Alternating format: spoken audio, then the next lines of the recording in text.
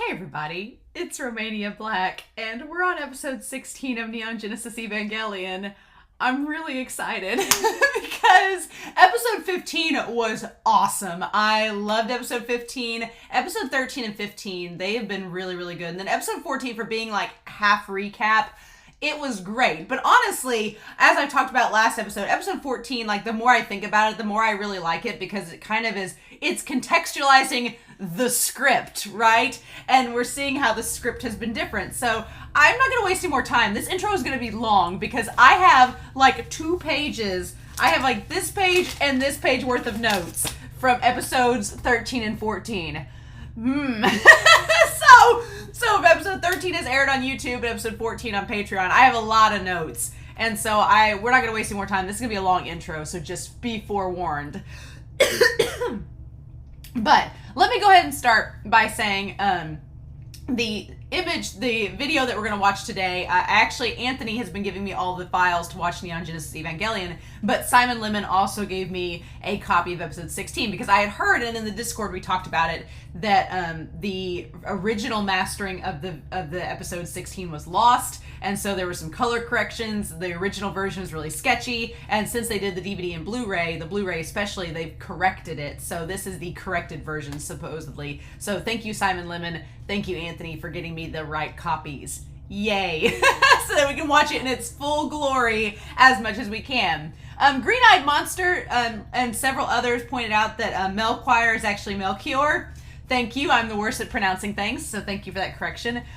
Siri Project made a note about how the story is really about generations and how generations handle certain situations and the gap between those generations, between father and son, mother and daughter. And we saw in episode 13 that gap between Akagi and her mother, and we've seen over several episodes the gap between Masato and her father and Shinji and his father. And it's not just like Shinji and Masato are not even really in the same generation, so it's not just one generation versus the next.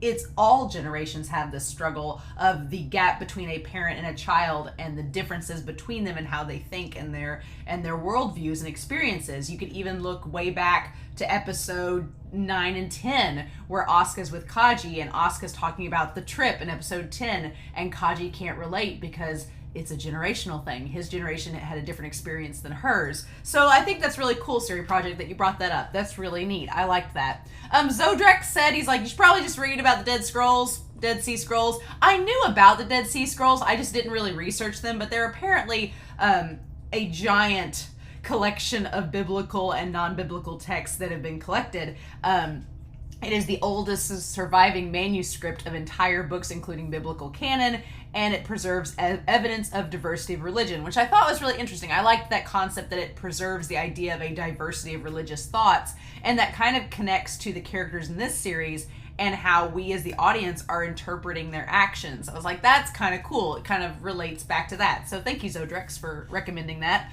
I did a little research of my own. I went back and looked up there's a whole thing of angels in theology, and I looked up the name meanings of those angels that we've seen so far because I thought maybe there'd be something there. There is. There are some interesting connections there. So we have Sachiel. Now Sachiel, it says, was the archangel of wealth and charity. And I was like, okay, well, we start out, a wealth of angels to come, right? So Sachiel didn't really have much there. And Shamshel and Ramiel were sadly just watcher archangels. And I was like, oh, I wish there'd been more to it. But from there, the next couple of angels have some interesting tie-ins to the episodes they're in. Gagiel is the roaring beast of God. Okay, that makes sense. It's the beast that they fight at sea. Israfel is the archangel of music. We had the whole Dance Dance Revolution episode where they used music and synchronization to beat it. That's a really cool connection. My favorite, though, is Sandalphon. Sandalphon is the protector of unborn children. And that angel is the one that was in the egg that they tried to capture before it was born. So I thought that was really cool, that tie-in with its name. Matrael is the angel of rain. So it makes sense, the tears of acid that it cries that come down like rain. That makes sense. And then Sahakwael is just considered in Judaism the guardian of fourth heaven. So I don't know Judaism very well at all, so I didn't really have much else to say with that angel, other than it looks pretty freaky in the show. But the Matriel and Israfel and Sandalphon, I thought those were pretty cool tie-ins to their own design and the episodes that they're within. So, nice. If we get any more angels in the future, I'll probably look up their name meanings as well, right? Anna Kyrian talked about noise sensitivity, and I talked about that in the last episode, or in episode 14, and brought up the idea that with Shinji, Anna said that they themselves had some noise sensitivity as well, and were kind of nuanced in this. And the way that it works is that when you get so many different sounds layered in a situation, it can create anxiety. So putting on headphones and narrowing it down to one sound is a way to cut that stress and anxiety down. And so they said that maybe Shinji does the exact same way. Shinji goes to those headphones to have a point of focus to where they don't have to worry about all the stress and anxiety that the multiple sounds around them can create. I thought that was really interesting, so thank you, Anna. And then Melania the Severed talked about how in Ray's poem, the mountains that Ray talks about could represent the earth and how it's ever changing, and the sky could represent heaven, which we do not see. And I'm like, that makes perfect sense. And also pointed out that Ray's view of Gendo kind of fluxes throughout the poem and seems to flux within the show. Like at times she has great rapport with him, and at times she like smiles at him like the end of the last episode. But then at other times, like when she's talking to Shinji, she acts like she doesn't even know him or doesn't understand him. So that's really interesting that Ray, we don't have a concrete view of how she sees Gendo, or if she understands him, or if she thinks she understands him. We don't know. So that was really interesting. But then, like I said, I've got a lot of comments. NL talked about after episode 13, this was kind of like a behind the scenes thing, that Ano Sensei started reading about psychology and some psychiatric disorders while scripting episode 13 and realized that he had depression after years of going undiagnosed. Glad he figured that out. Afterwards, he got more into psychology, and from then on, from episode 13 on, according to NL's comment, Ano revised a lot of the script and altered a lot of it from what it originally was. So I'm like, it'd be interesting to see what it originally was supposed to be, and versus it definitely after episode 13, there's the psychology comes out a lot more. It starts to get a lot more philosophical after episode 13. I was like, okay. And then that made me wonder too, that the idea of altering the script in episode 14, the episode right after that, the whole conversation in that episode is about changing the story and altering the script and going from what it originally was supposed to be to following Gendo and Fuyu's script. So I'm like, is that a meta commentary of what the creator was doing in the actual show? That'd be really clever if it was. I would really like that. But from then on, NL says that the script was written one episode at a time. So the production crew really had no clue where the show was going, which is cool. But because of that, they couldn't really plan ahead. And there were, quote, some delays and some trouble in the studio. So that kind of would tie into the studio having delay with deadlines because they're re-altering the script and everything. Makes total sense. I find that very fascinating. So thank you, NL. Nicholas Novacek Bunt talked about how in Ray's poem, she talks about water as comforting, and right afterwards she mentions Commander Ikari, so maybe in that moment she considers him a comforting presence as well. Kind of goes with my clone theory, but we'll see. I saw my brother the other night for dinner, and I was like, I think Ray is a clone of Shinji's mom. My brother was just eating, and he was like, and just kept eating. He was like, nope. And then in the Discord, we've been talking about the angels, and since we know their names, I was like, oh, and everybody in the Discord was like, oh, Ramiel is best girl. And I was like, oh, that's funny. And so I told my brother, and he nearly spit out his drink. I was like, oh, Ramiel's best girl. And he was like, and he just shook his head. He was like, he gets very frustrated because I tease him a lot, but I also tell him that he can't spoil me at all. So then when I say stuff like this, he's like, you've told me not to spoil you. And I was like, I'm just giving you a hard time.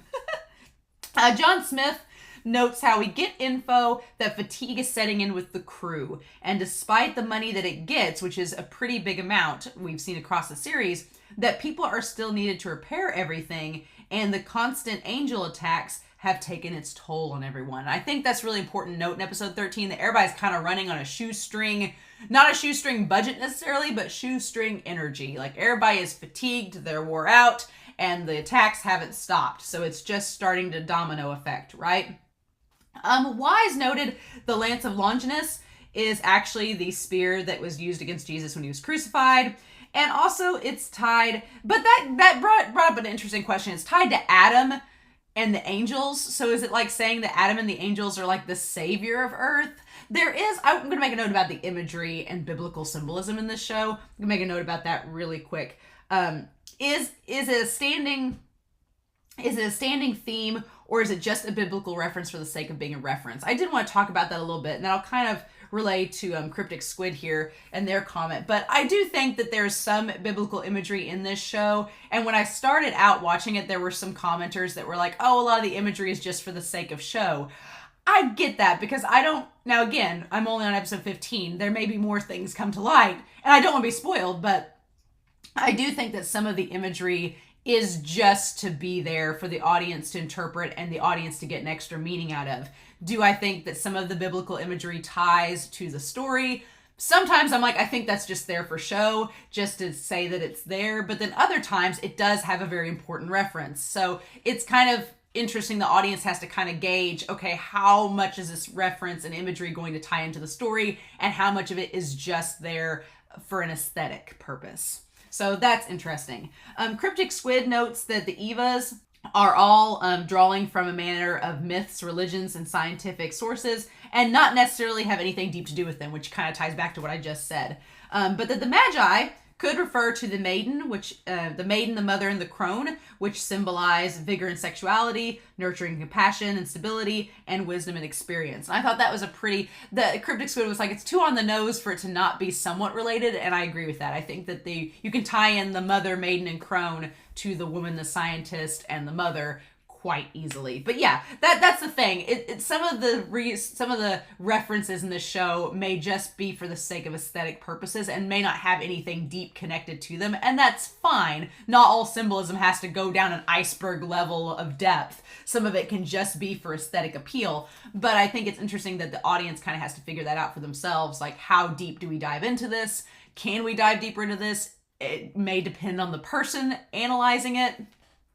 Just depends, right? Like the whole noise sensitivity. For Anna, there's a lot more deeper meaning with it. But for myself, it didn't hit me as hard because I don't have that same experience. So that's really interesting.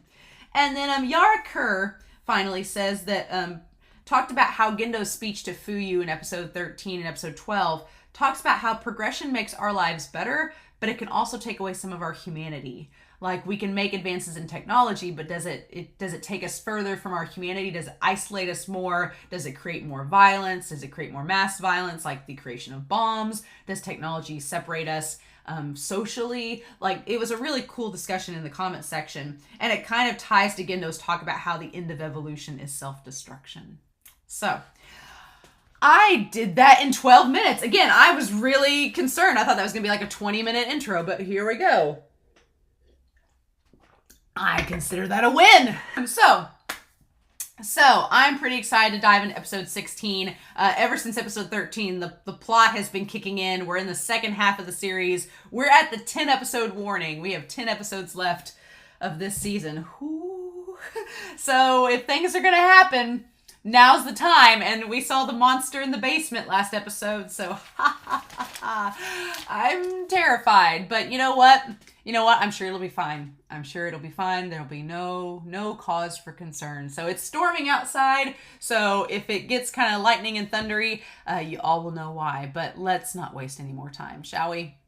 We're going to dive into episode 16 of Neon Genesis Evangelion. And we're going to do that here in 3, 2, 1, and let's go.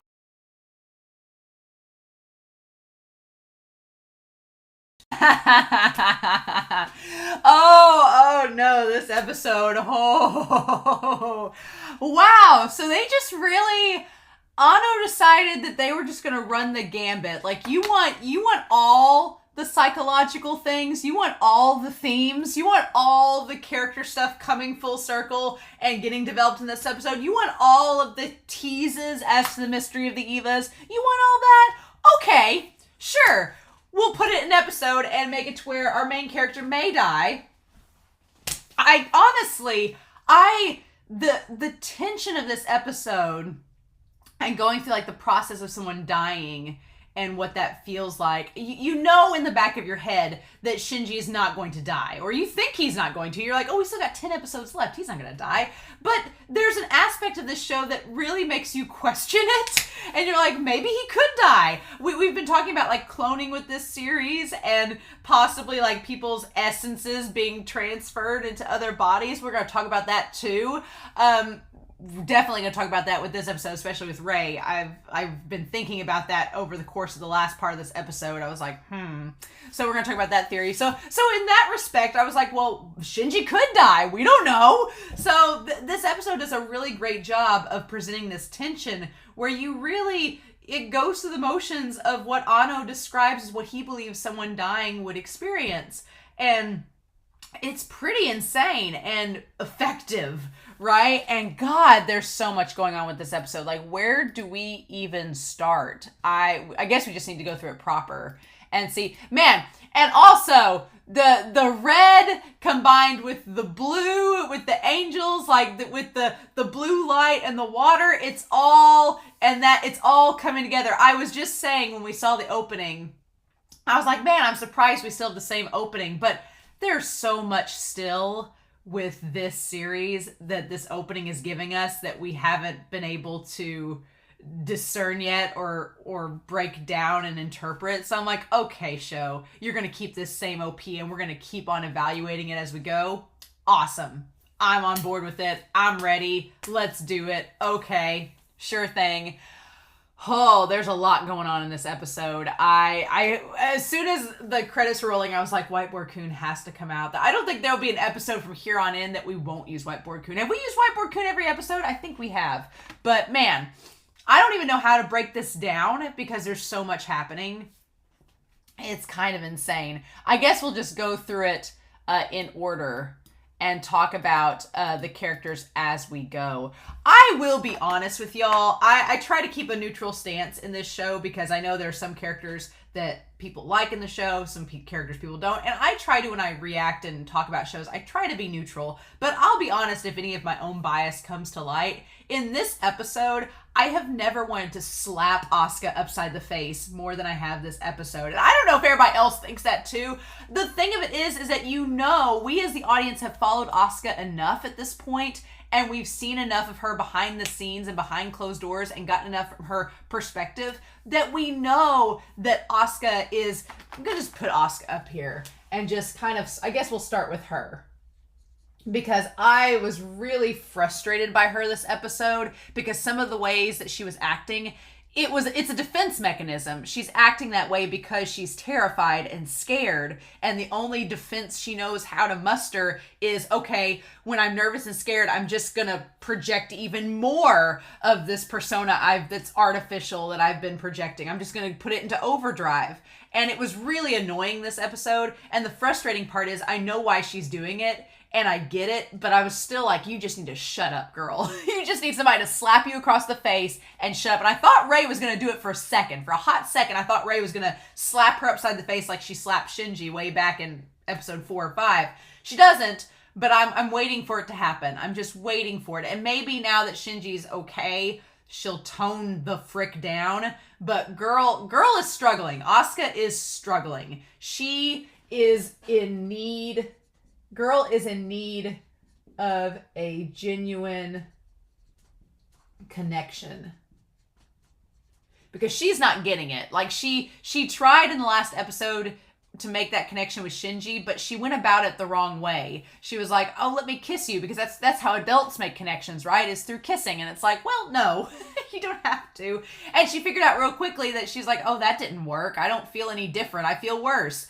So she's still a child. She's still a 14-year-old. She doesn't understand how to make that genuine connection.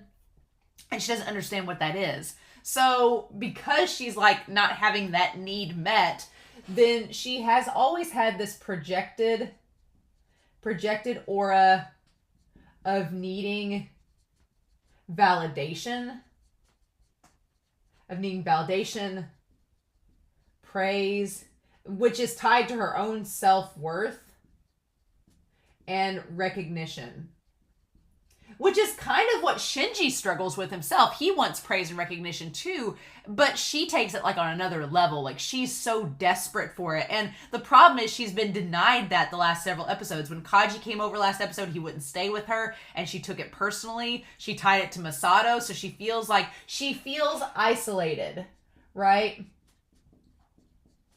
She feels isolated because Kaji's not hanging out with her. She feels like she's not on the same level as Masato, that she's being treated like a child by Masato. She can't connect with Shinji or Rei because their personalities just aren't gelling with her. Like, Asuka is very isolated right now. And the problem is she's an extrovert. I'm an introvert, believe it or not. I get a lot of my energy from being by myself. My best friend is a hardcore extrovert. When she's by herself, my best friend is like, I'm going crazy. I need to socialize. I need people around me. And I'm like, you do you. But she needs constantly to be around people. And when she's isolated, she's like, I go crazy. I don't have energy because I need to be around people and I need that connection. That's kind of like Asuka. Asuka isolated is not good for her health. She needs to be socially around people. And she's trying to project this persona of, hey, come hang out with me. And it's just not working. And when it doesn't work, it just turns sour really quickly. So, but as much as I understand her in this episode, God, I wanted to hit her. I was like, you just need to, especially when Shinji was struggling, you could tell that she was just performing in that moment because she was scared and nervous. When I get nervous, sometimes I laugh. That whole nervous laughter thing, if I'm in a situation, I'm like, it's like, that just happens. And it's just me trying like a defense mechanism. And with Asuka, that whole just superiority air that she puts off, it's a defense mechanism. But God, she needed to tone it down. I was getting so flustered with her in this episode. So again, how Masato stays that skinny when she just drinks all that beer is a baffling enigma to me. I don't know how the girl does it. Girl's metabolism is through the roof. So we need to talk about Masato. We're just gonna put characters on here as we go through. So with Masato, we get a lot with her this episode. And she's trying to figure things out without letting Akagi know that she's figuring things out. I do appreciate that Masato is not ratting out Kaji. She's figured out that Kaji, him working undercover, obviously Gendo knows that he's there undercover. Akagi knows that he's there undercover, but they don't know that Masato knows that he's undercover. So there's a little bit of layers, and the web of deception that's getting woven within Nerve is very interesting. Like, strike a nerve, right? So, Bonito stock. It's a gift from Ritsuko. Okay, so then we have Akagi, and I'm going to put Akagi in green. Because green is definitely her color, as we saw in the last episode. So, Akagi gifting to Shinji and them. Interesting. A gift from its Ritsuko. And so then, of course, Asuka seems like she gets jealous of other people having these interactions, that she is easily jealous of others' interactions because she feels left out, right? She feels like she's not part of the group. So whenever Shinji and Masato are having this conversation, she's like, well, that was hot. And Shinji's like, oh, I'm sorry. And she says, you always apologize right away, but do you actually feel sorry? And that's a fair assumption. Like, do you really feel sorry, or is it a reflex? And I think it's both. I think it's both for Shinji, but we're going to put Shinji in blue. Right here, we have quite a bit with Shinji going on. And so, Asuka's thing is that he apologizes,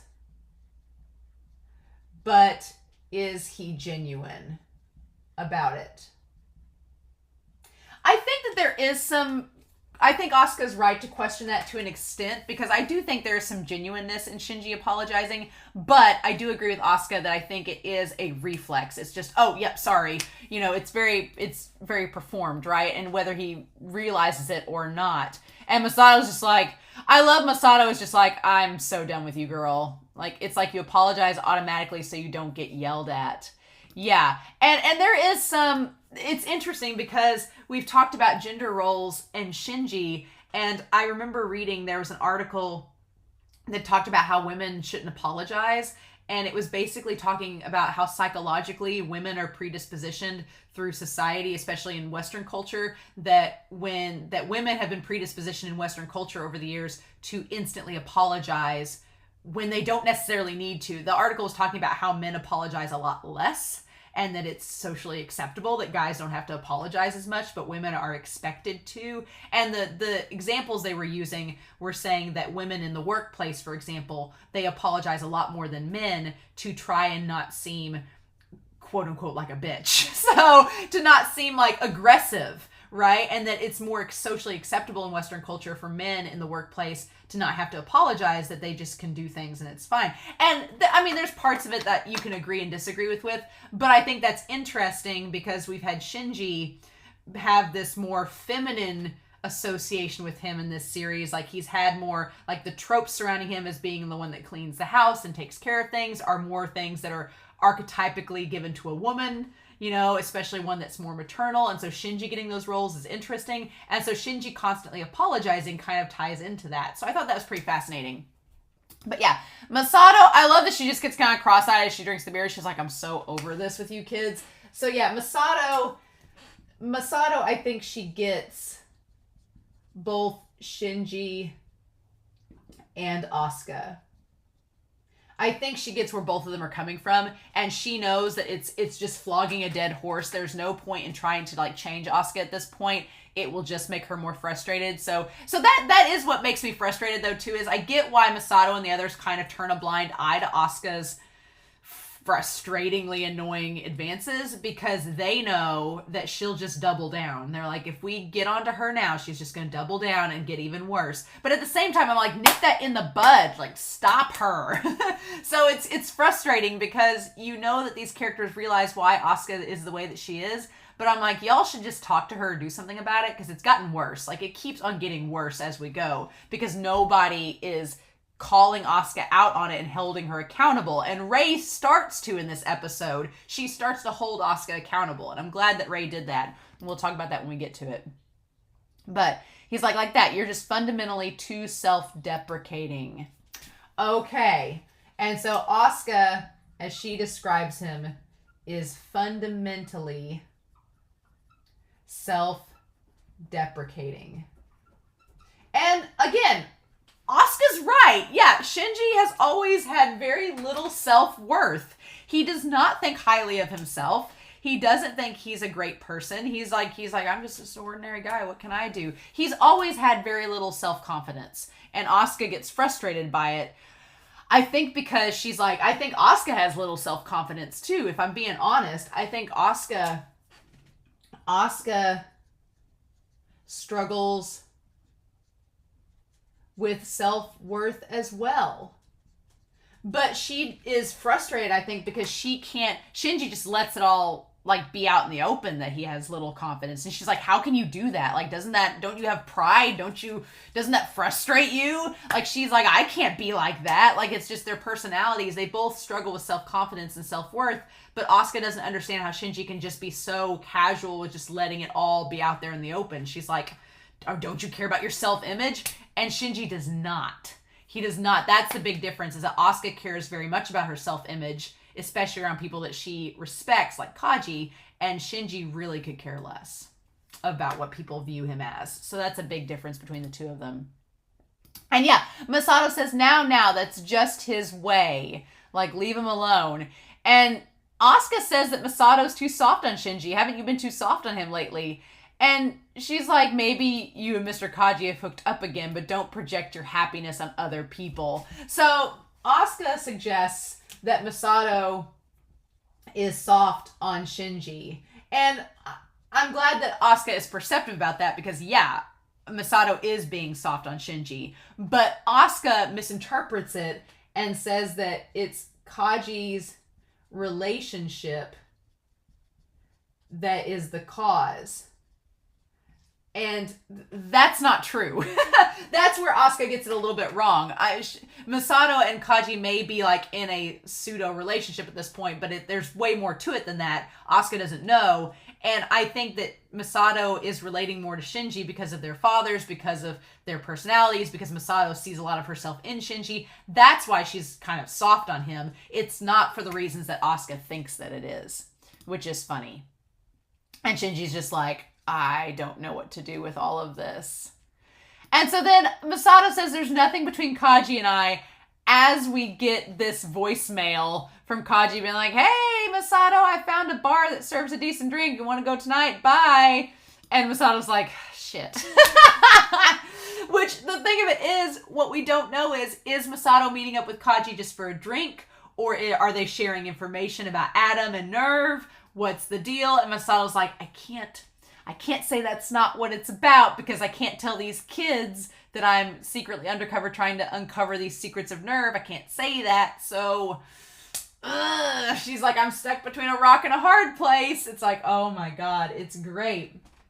So, Masato is meeting with Kaji to talk about who knows what. And so, yeah, and Asuka's like, you just proved my point. And it's like, oh, girl, you don't even know. I've never been involved in an indecent adult relationship. Yeah, so Asuka is jealous of the relationship that Kaji and Masato has because she wants that. And she clearly, it can't happen because of, again, the generational gap. So we talk about what was brought up earlier before the reaction. And here you're acting like a proper guardian, you hypocrite. You make me puke. So yeah, so Asuka questions. It's funny because she questions Masato as a guardian. She doesn't think that Masato is a good guardian because she just flaunts this relationship around. She's not, playing. It's interesting. It reminds me a lot of a parent that goes out with someone that it's like if a parent was divorced and they started dating someone and the one they were dating was somebody that the kid had a crush on. That's what it reminds me of in the weirdest of ways. But it's funny because Akagi at the end of it or during this says Masato is a good guardian. Which is curious. And I agree with Akagi in this. I think Masato is good for both Shinji and Asuka. Asuka is just in a bad place right now. So this episode called Sickness Unto Death and... Oh my God. This episode... Oh, again, Sickness Unto Death. Ooh, buddy. What did we get ourselves into? So I do think it's funny that despite Shinji being the third child, he's always in the middle in the second position. I think that's always interesting. And he technically is in the second position of the O1 unit, which is curious, right? It makes me wonder if he was intended to be the third pilot or if they were just like, no, he syncs up with this EVA unit. We're going to go with it, right? Interesting. So they did another harmonics test and there's no problem with it. Everything's fine. Adjustment values cleared. And then the one guy here with the glasses says, you look tired, Miss Masato. And she says, yeah, for a lot of private reasons. And Akagi's like, oh, Kaji. And she's like, shut up. So Akagi just sees right through Masato. Akagi knows that Kaji and Masato are meeting. Now, by the end of the episode, it becomes clear that Akagi is not totally onto Masato.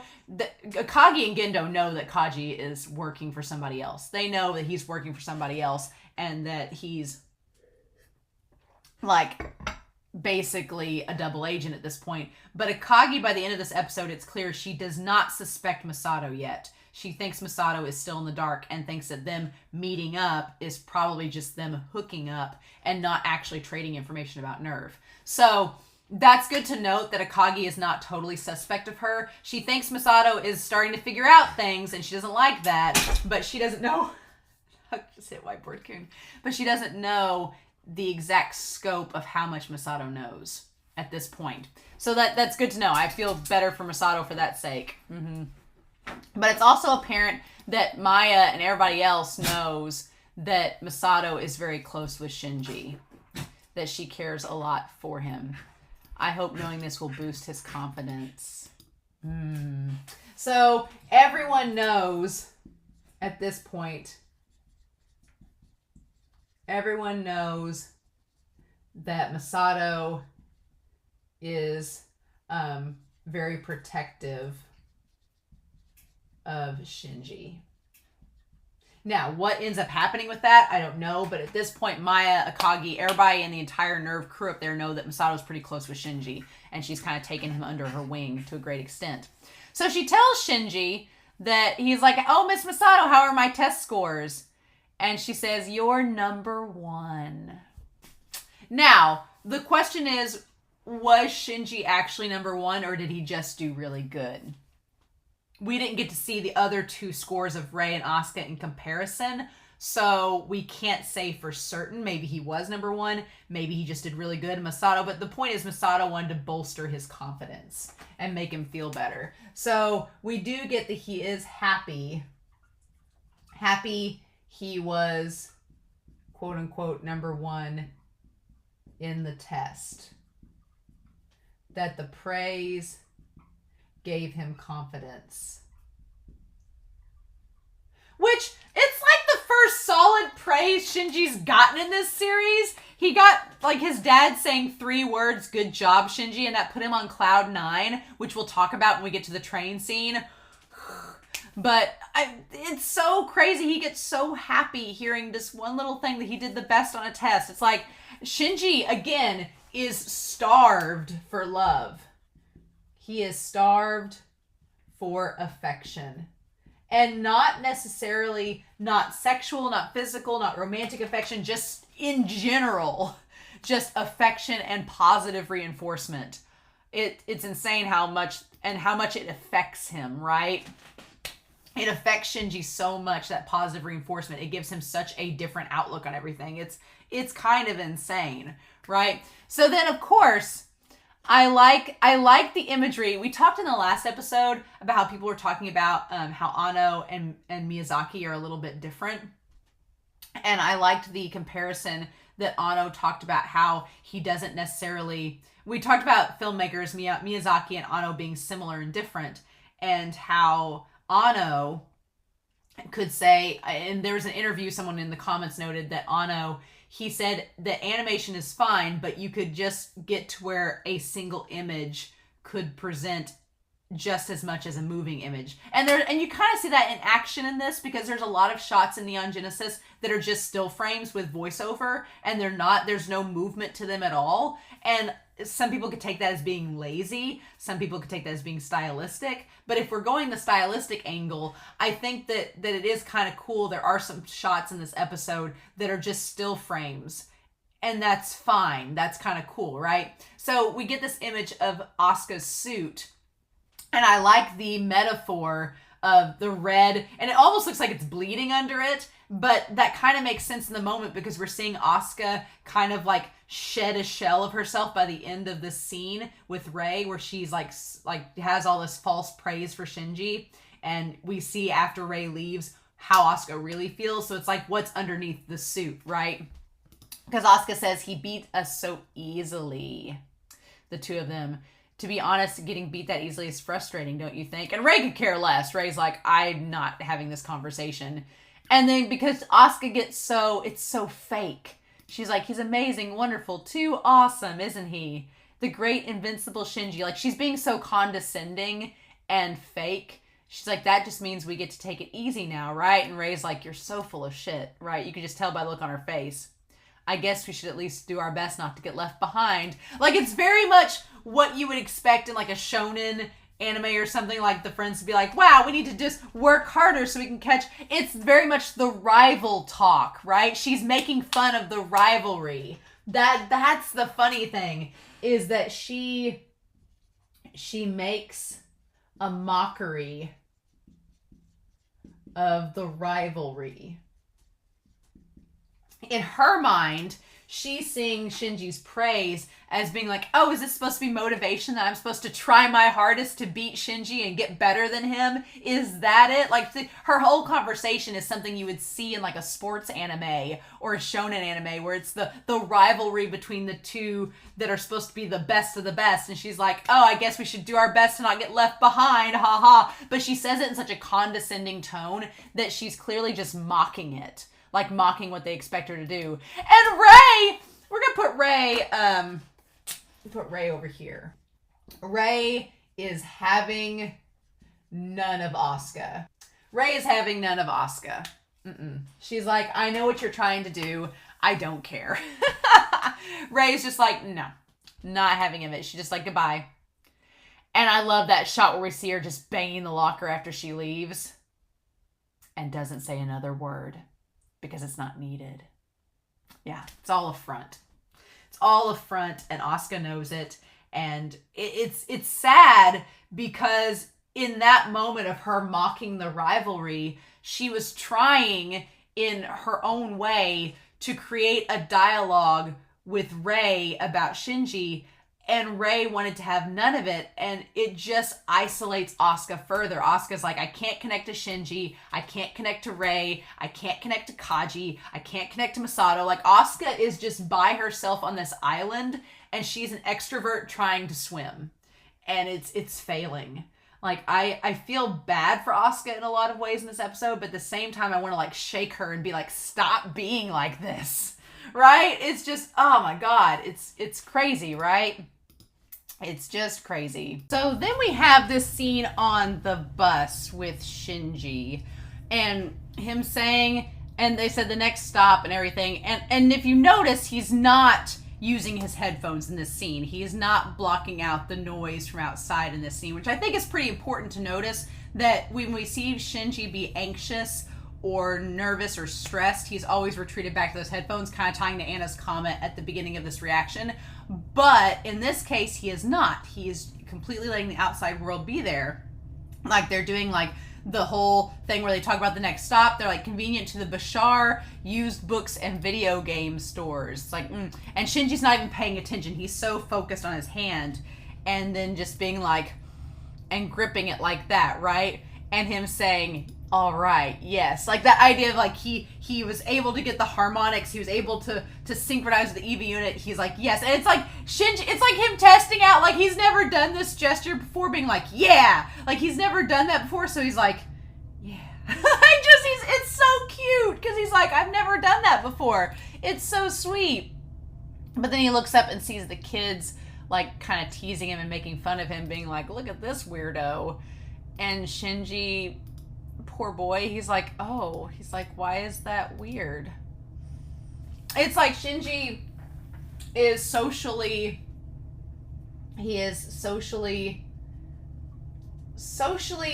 behind a little bit in that, and I feel a little bit sad for him because he's like having this moment where he feels like he's having a great thing and society just won't let him have his moment. I'm like, ugh.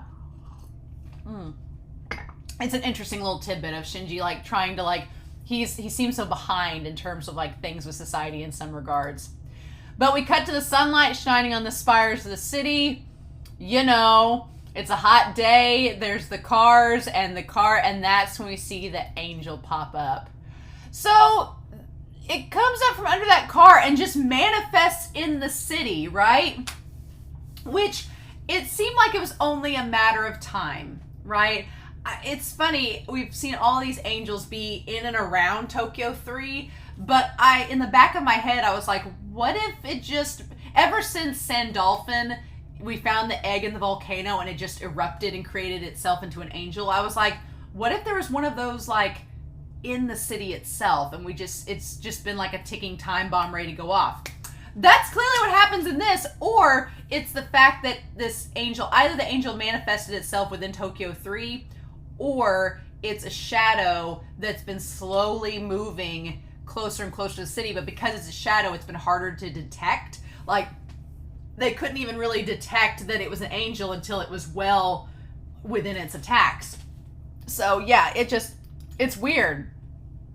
And then this monstrosity manifests itself. I have to say, this angel has the coolest design out of all of them so far. I like Ramiel. Ramiel, my best girl. Ramiel's got a great design. Ramiel's got a great design, and I like Matriel. But this monstrosity that looks like a marble, that almost looks like it's taken the lines from the asphalt and it's like a mirror reflection of them, which is what I thought. It was like just absorbing the imagery from the asphalt and like combining it into itself. It's freaking cool. I love the design of this angel. I'm sure we'll get the name of it eventually, but it's freaking awesome. It's such a badass. And the idea that what we see is a mirage, it kind of ties to the heat around outside in the atmosphere at that time, that it's a mirage. What you see there is not really, what you see is not what's really there. It's just a shadow that's projected. We're going to talk about that with Shinji. We're going to talk about that really good. That's a really cool thing. I freaking love that. Let's tie that down here to the angel. I'm going to put it in black because we don't know what its name is, but that it's the shadow. The shadow is what we see, but the shadow that we think is the shadow is itself in actuality. That's really interesting. So what we perceive as the shadow is what it really is, and what we think it really is the shadow. So this whole idea of perception of self is going to be explored with Shinji, like when he's dying, and so we're going to come back to that. But that's so fascinating that this angel is a representation of what Shinji goes through the rest of this episode. That's fascinating. Okay, all right, I'm on board. I'm on board with this angel.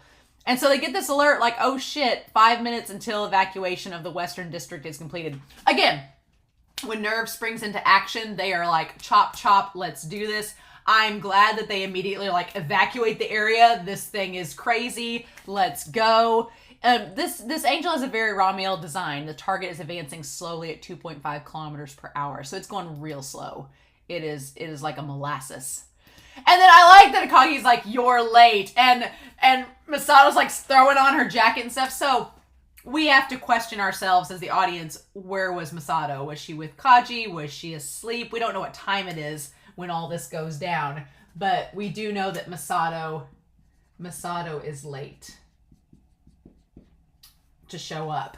So, I mean, we as the audience can think that, okay, she was with Kaji. As far as Akagi knows, she was with Kaji, but we don't know that for sure. She could just have been asleep. And she's like, sorry, what's going on? What about the radar observation at the center of Fuji? They didn't detect it. It just suddenly appeared directly above us. So there was a center of detection at Fuji, and it must have just like skirted around it because it was a shadow. We could avoid it. Okay. I mean, kind of like, it's not too different from the 11th angel, which was the bacteria. So you had with the 11th angel invasion that didn't happen. You had this creature, this angel was like on a microscopic level and could evade detection because it was so tiny, it didn't get picked up by the sensors. So you had that invasion, and then you have this angel that used the form of shadows to kind of go around detection too. So the angels seem to be evolving to where they're not easily detected, and that's terrifying because they're getting closer to the city, right? Ugh, I don't like it. I don't like it. Pattern orange, no AT field detected. So it's the point where they're like, they don't know exactly what it is. They're like, we think it's an angel, but we're not sure. There's no AT field. We can't define it. So the lack of the AT field could also explain why it wasn't detected to begin with.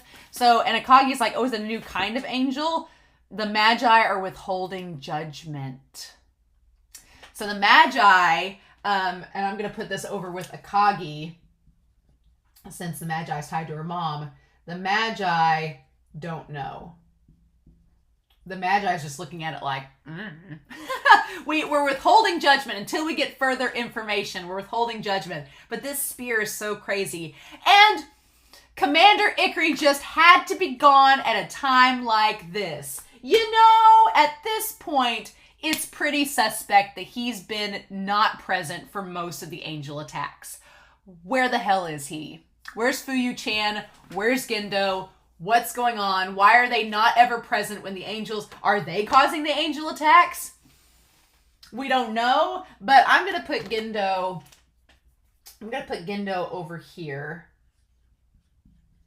And just say that Gendo was not present at attack. Which is kind of a shame in a way, because I wanted to know Gendo's response to Shinji being in danger. I feel like we don't get a lot with Gendo and Shinji purposefully because of what possibly could happen later on in the series. But it is kind of sad because we see Masato be extremely concerned for Shinji. And Masato, she runs the whole gambit of just being the concerned parental figure, being like, shit, we need to save Shinji. We don't have any idea how Gendo reacts to the situation. So that's frustrating, right? But I'm sure it's intentional on the mangaka's part. On the author's part, I mean.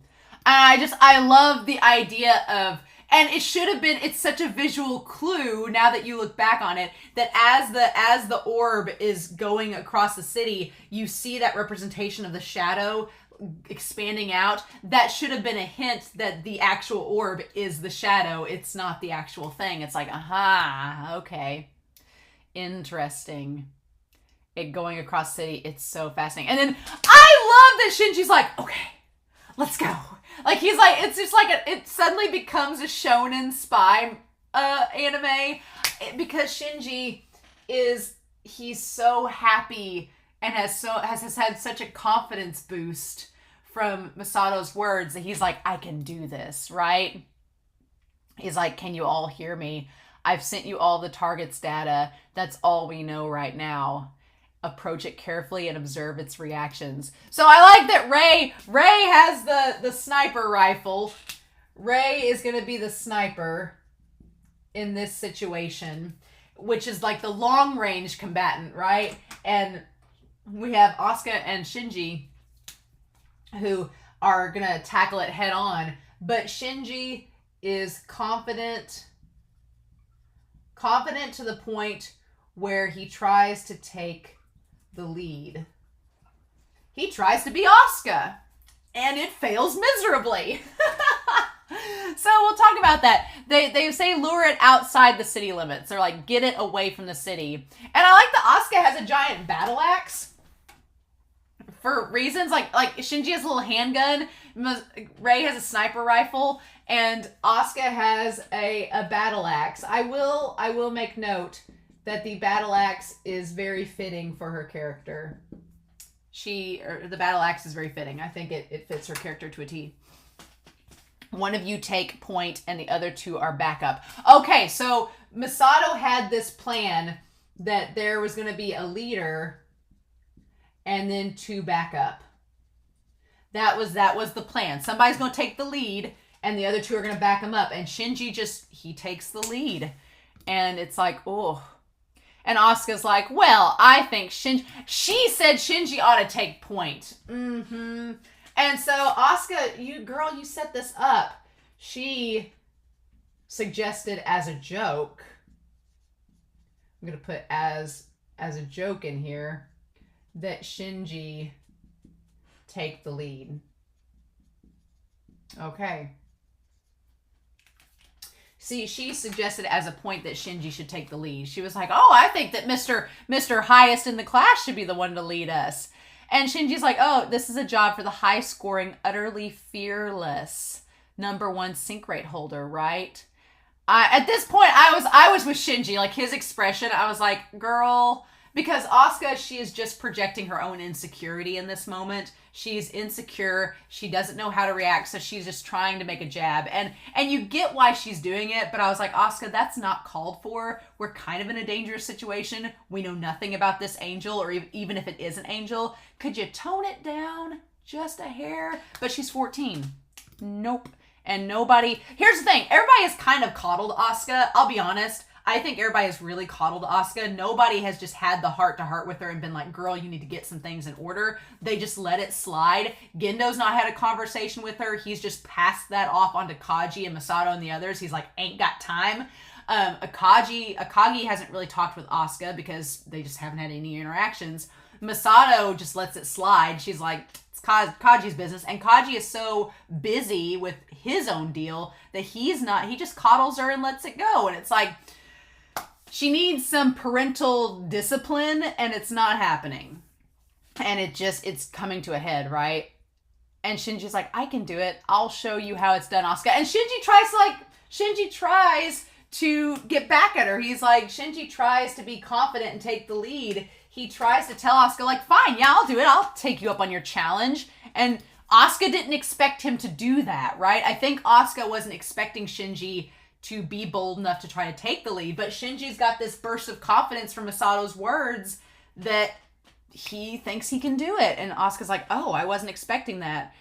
And so he said, you said it, didn't you? You're number one. And Masato's like, oh, well, ugh. Masato's like, yeah, I did say that, but it wasn't, I didn't want you to take it to heart like that. I was just trying to make you feel better. But Masato can't say that because she doesn't want Shinji to feel even worse. So it's kind of like, well, and I love that Akagi's just in the background like, this is all your fault, Masato. Like, oh my God, I love it. He says, combat is a man's job. That line where I'm going to put it up here of being combat is a man's job. Masato, you created this monster. Because all throughout this series, what has Masato told Shinji over and over again? Be a man. Like everybody said that over and over again. She has told him to be a man, to take charge, take the lead, do this, do that. She has constantly been telling him that. And whether she realizes it or not, she's been saying that to him over and over again. And Shinji, he's been internalizing it this entire time, but Shinji hasn't had the self-confidence or esteem to act on those words.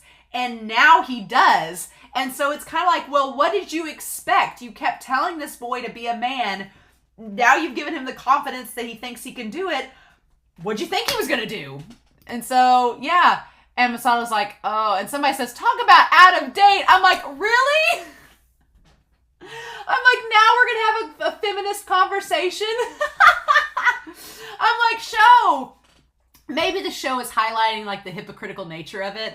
That, yeah, it is a little bit out of date and a little bit sexist to be like, be a man, only men can be tough and handle combat. Maybe the show is trying to make a reference that, yeah, that is kind of really out of date and sexist. But the irony is the characters still say that same ideology, even though they know that it's hypocritical. It's fun. It's fun. I also like that in the background behind Akagi at this point, you can see the Nerve coffee cup, and there's also a teacup that says Nerve, a teapot. It's fun. But yeah, so they're like, Unit 00 and Unit 2 will back him up as well. And she's like, damn kids running with it. Yeah, Masato's like, why did I tell him that? Why did I say all these things to him? Now he's running with it. She's like, I shouldn't have said it. Ugh. And Kaji says, Shinji's gotten to be quite admirable, hasn't he? And Masato's like, no, I'm going to chew him out when he gets back. So Akagi is kind of on board with Shinji's confidence. That she's like, oh, well, isn't he doing a good job? Isn't that admirable that he's taking charge? And Masato's like, no, he doesn't understand. And Masato she wants to chew out Shinji and be like, you need to know the value of teamwork. Don't just get these crazy ideas just because you got one line of praise, And Akagi says, you'll make a good guardian. Yeah, because Akagi knows that Masato cares about Shinji, and she is willing to have those hard conversations with him that no one else will. And I'm like, well, Masato, I'm glad you're willing to have these hard conversations with Shinji. Can you do that with Asuka too? Because Kaji's not doing it. So we got the state of emergency, traffic declared. Also, something that's really cool in this episode, just as a world building thing, that it's again, show and not tell. And unless you're watching and you really pick up on it, they're running around the city with the life support umbilical cords. And I'm like, won't that eventually snag? And we actually see what the solution is. Embedded in all of these buildings are extra life support plugs. So when Asuka gets like restricted and her cord reaches its end, she's like, well, shit. And she just presses a button, the wall comes out, and there's another plug, and she just switches them out. I was like, oh, that makes total sense. That's such a cool world building, like little sci-fi tech thing that they don't draw attention to. It just happens, and you're like, that's how they get around it. It's very clever. I like that this show, for a lot of it does not assume you are dumb. It assumes you are a smart audience member and that you will pick up on what it puts down. It does not have to handhold you and explain every little thing.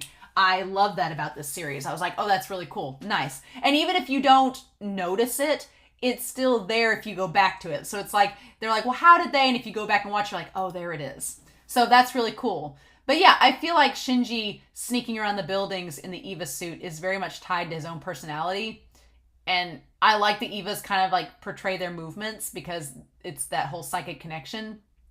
And so he's like, I love that Shinji's like, are you guys all in position? And Rey's like, no, not yet. And Asuka gets onto him. She's like, you know there's no way we can move that fast.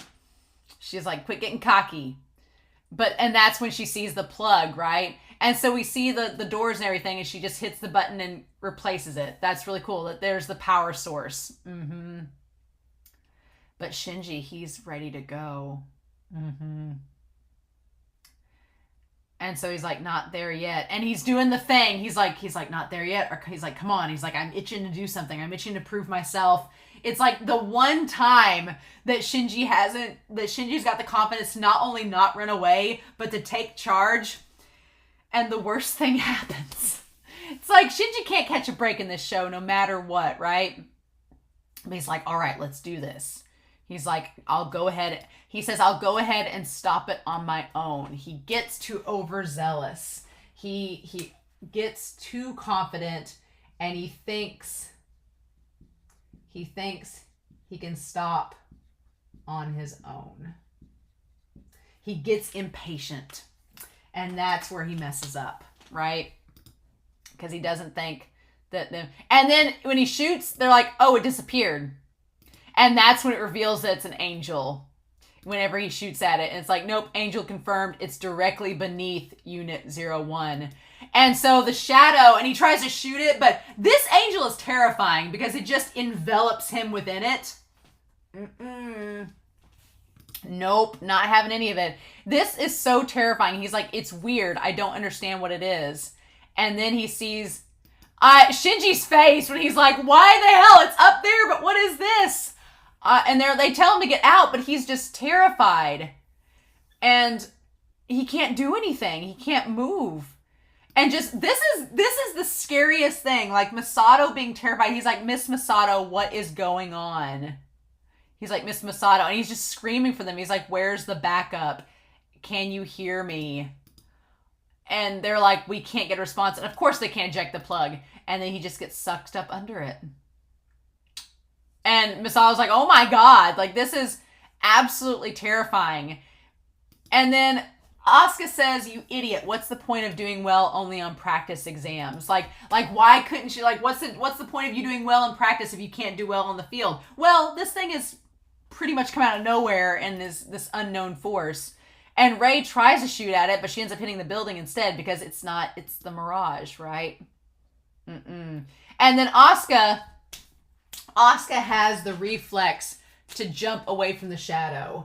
So she manages to jump from the shadow. She has the better reflexes and manages to get away from it. But this thing, it makes like buildings, like the shot of it making like the cars and stuff all sink into it and the buildings as well. It's terrifying. Like it is a freakish angel, like its ability to just make the city sink.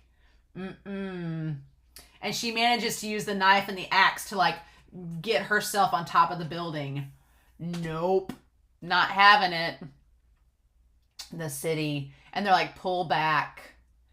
And she's like, but, and then Rey says, but Unit 1 and Ikari are still there. And so in this moment, it's interesting because Rey doesn't want to leave the 01 unit or Shinji. And in that moment, Asuka doesn't either. So Asuka doesn't want to abandon Shinji either. And I love that glance between Asuka and Rei in that moment when they're both like, but wait, we don't want to leave Shinji. It's that one connection, right? It's like Asuka is realizing that Shinji is the connector between her and Rei, that her and Rei both care about Shinji to an extent. And she's like, oh, so that's how we're similar. It's like, yep. And Masato is just like, this is an order, get out of there. We need to retreat and then figure out what to do. And when we saw the umbilical cord keep going down, I was like, oh, well, they'll just pull him out, right? But it's too dense. Instead, they pull him out and it's just, he gets stuck down there inside the angel. It's funny, he gets absorbed by the angel, right? So Shinji is absorbed by the angel. And that ties back to the last episode where they were talking about how, it's either the last episode or episode 14, where they talked about how Shinji was getting absorbed by the Eva. We'll talk about the Evas and the angels because there's lore getting built up with them, in this episode. But yeah, this must be tough for Major Katsuragi. Yeah, it almost looks like it has an eye, like the eye is in the waves and everything. It's so weird. And they're like, yeah, and then we see Masato, they reeled in the umbilical cord, but the other end was missing. And she's like trying her best to go find him. There's not much energy in the internal batteries. But if Shinji doesn't flail around with the Eva and hang in there with life support mode, it can survive for 16 hours. So we get the idea that, so the Evas, I think it's important to note that the Evas have a life support mode. That's just like a battery saver, essentially, that is 16 hours. Not a full day, but kind of like the length of a battery on a phone. That he can survive for 16 hours if he's in that. And then we cut to that surviving 16 hours to the sound of a church bell. Like, show, your transitions are not subtle. Holy cow. I'm like, what? No, stop. And we have like the church bell. The hell?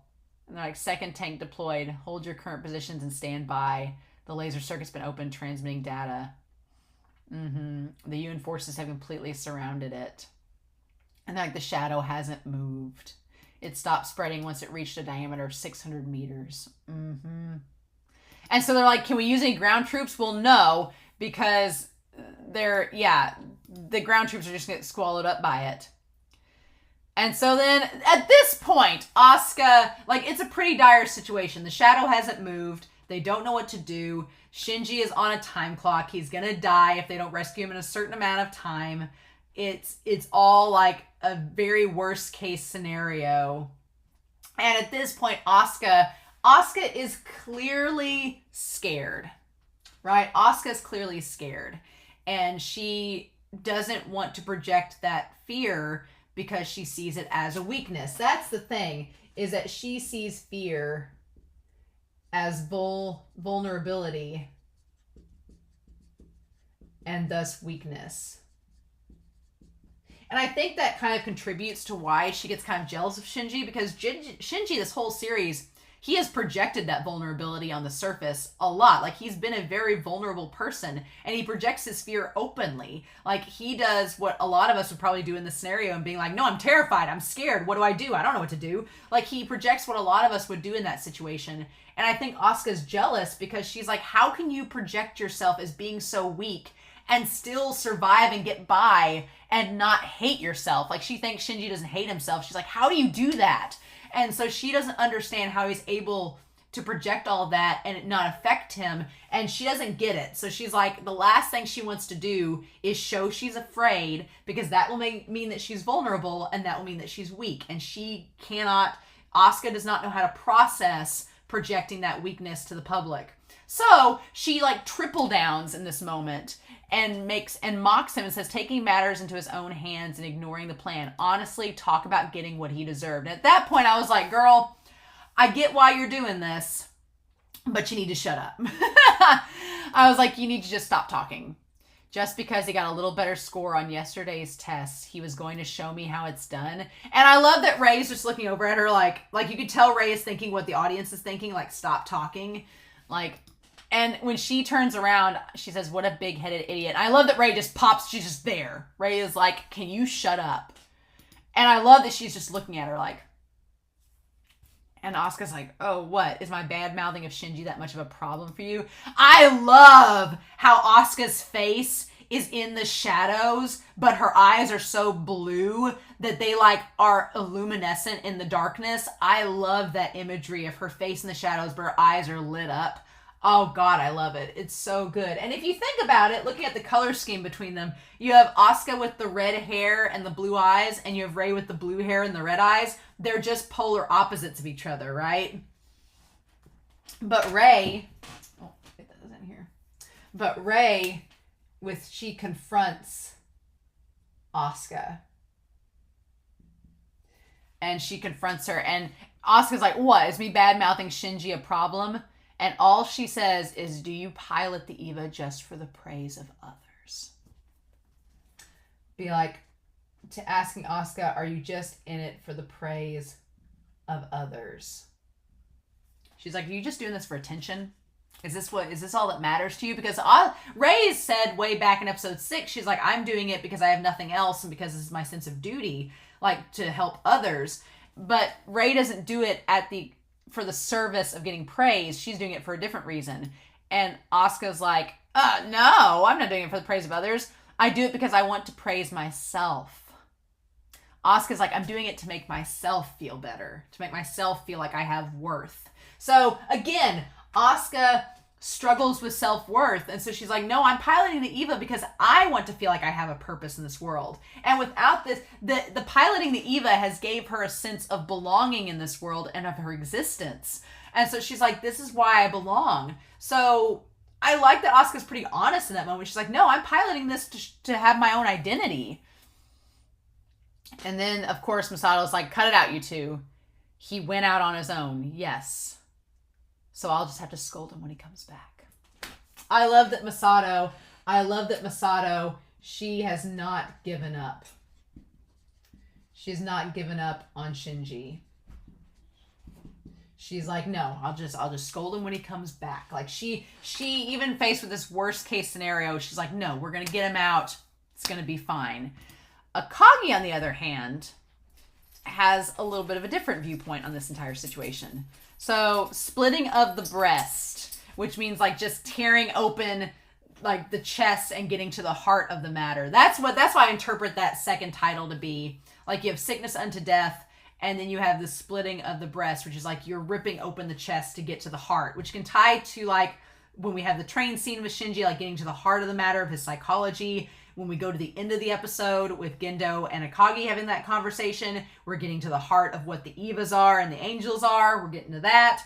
And then you could also say it's like splitting of the breast when Shinji is reborn through the angel and claws his way out. Then that could also be an allusion to it as well. So we'll talk about all those scenes. They're fun times. Speaking of fun times, we cut to Shinji inside the Eva unit, slowly dying, and being aware that he's dying. That's probably the most unnerving part of this episode, and the part that, like, I think hits the hardest is that during this entire scene with Shinji, he knows that he's dying. He is aware of what's happening, and it's terrifying. Right? So I'm running out of space. So I'm gonna cut over here a little bit. But Shinji is aware he is dying. Yep. He is aware of what's going on. I love that. I never thought sleeping could be this exhausting. Ooh, and it's like kind of like if you're ever sick or you don't feel good, sometimes it's exhausting just to sleep, just to get rest is exhausting, right? And so he tries to turn on the Eva unit, but it's just this black image and just this giant white blank slate in front of him. It's creepy. He's like, there's no radar or sonar reflections at all. The space is too big. And it says here that it's been 12 hours since he switched to life support. So he knows he only has like 4 hours left. Ugh. He's like, my life will end in another 4 or 5 hours. I'm hungry. Yeah, that's such a thing, right? That's such a thing, because it's been 12 hours since he's ate anything, probably a lot longer, because they had to get ready for their mission. So he's like, I'm hungry. So like, he just, even as he's dying, even as he is self-aware that he's dying, his body is still like in survival mode. It still is recognizing to Shinji that he needs food. He needs basic human functions to keep going, and he's aware of that. So, oh my God. But then we cut to Akagi's drawings. I love that we have this red Shishi, and we have like all the physics. It's showing like the wormhole. It's like showing the graphs and everything and the calculations of how everything's working. I love the sci-fi of it. So the shadow is actually the angel's body. It's 680 meters in diameter and a thickness of 3 nanometers. The ultra-thin space is supported by an inwardly directed AT field. So the inside is an imaginary space called a Sea of Dirac. So I'm like, okay, we're getting into some freaky physics here. So this thing is just a space. It's just inside of this, because the space is like 3 nanometers thick. Like it's barely thick at all. Like it's almost like beyond paper thin, right? It's just 680 meters and beyond paper thin in width. So basically the angel is 680 meters wide, but only 3 nanometers in width. And it has an imaginary, it's like a pocket dimension, an imaginary pocket dimension called the Sea of Dirac. And I feel like that's a biblical reference. I'll probably look it up before we go to the next episode and talk about it with that. But it's connected to another universe. I'm like, we're getting some pretty freaky shit where Akagi's like, so this angel may be tied to a pocket universe, totally different dimension. Just throwing that out there. We can speculate about it later. I'm like, that seems pretty huge, right? Seems pretty huge. And Masato's like, well, what about the sphere? It disappears when the imaginary circuit of the body closes. So the object in the sky is the real shadow. So the black shadow that swallowed Unit 1 is the target. And Asuka's like, there's no way we can fight it. Asuka's like, how can we fight a shadow? Like the thing, it goes, your attacks go into a pocket dimension. She's like, how do we even fight something like that we don't understand? So Asuka's like, how do we fight something we have no clue about? How do we fight the angel? She's like, how does that even work? She's like, I don't understand how we can attack something like that. It does not make sense. And so then we cut to Shinji, and this whole thing. So this whole thing with him being like, he's kind of like phased out, like he's zoned out, like he's fallen asleep and like kind of zoned out and nodded off and came back. Oh, this is just, this part here is freaky, right? This whole conversation that Shinji has. And I don't want to flip Whiteboard King over because I don't want to get rid of all of this. But Shinji becomes, again, aware that he is dying. He's aware that he's dying. He says the water's getting cloudy. Like it's starting, like the purification system's giving out. Like the air, the water, the purifiers. He's like, and it's so understandable his freak out, because it's like if you were in like a tube of water that you were constantly breathing in and inhaling, and suddenly you realize that was toxic, and you're like, shit, no, I need to get that out of there. And he tries to he's like, it stinks in here. He's like, it smells of blood. So he's like just that recognition that something's wrong, and it's like just decaying from the inside. And he's like, I don't want to be here. Why can't I open the lock? Like he just has a freak out. He's like, let me out, Miss Masato, what's going on? And he says, Miss Masato, Asuka, Ayanami. And then he says father. Or he says Miss Ritsuko before he even says father. He goes through all the other ladies he knows before he even gets to his dad. But that's so understandable. Like, like you would freak out naturally. You'd have like a panic attack because you're like, oh, this isn't right. This is not good. And he says, Father. Oh, he's like, someone please help me. So you feel bad for Shinji because you're like, he's aware that he's dying, and then he's aware that there's nothing he can do at this point. And it's such a hard scene. And then from there, we cut to a forced Eva salvage. And I love that we have the sun reflecting off of both Masato and Akagi's shadows. Like, it's a very stylistic move. And just like with Gendo, the sun is reflecting on Akagi's glasses and we can't see her eyes. Of course. And she says it's the only possibility that might work. So, the only possibility that might work at this point, they have narrowed it down to this forced salvage. And by forced salvage, what we mean is we're going to drop 992 M2 mines on the Angel. We're just going to drop 1,000 nukes and just blow it up. At that point, maybe it'll work. We don't know. Into its center, and then we're just going to hope that we simultaneously activate the AT fields around the remaining EVAs, disrupting the circuitry for 1 millisecond. Hope you understand the jargon. It'll work.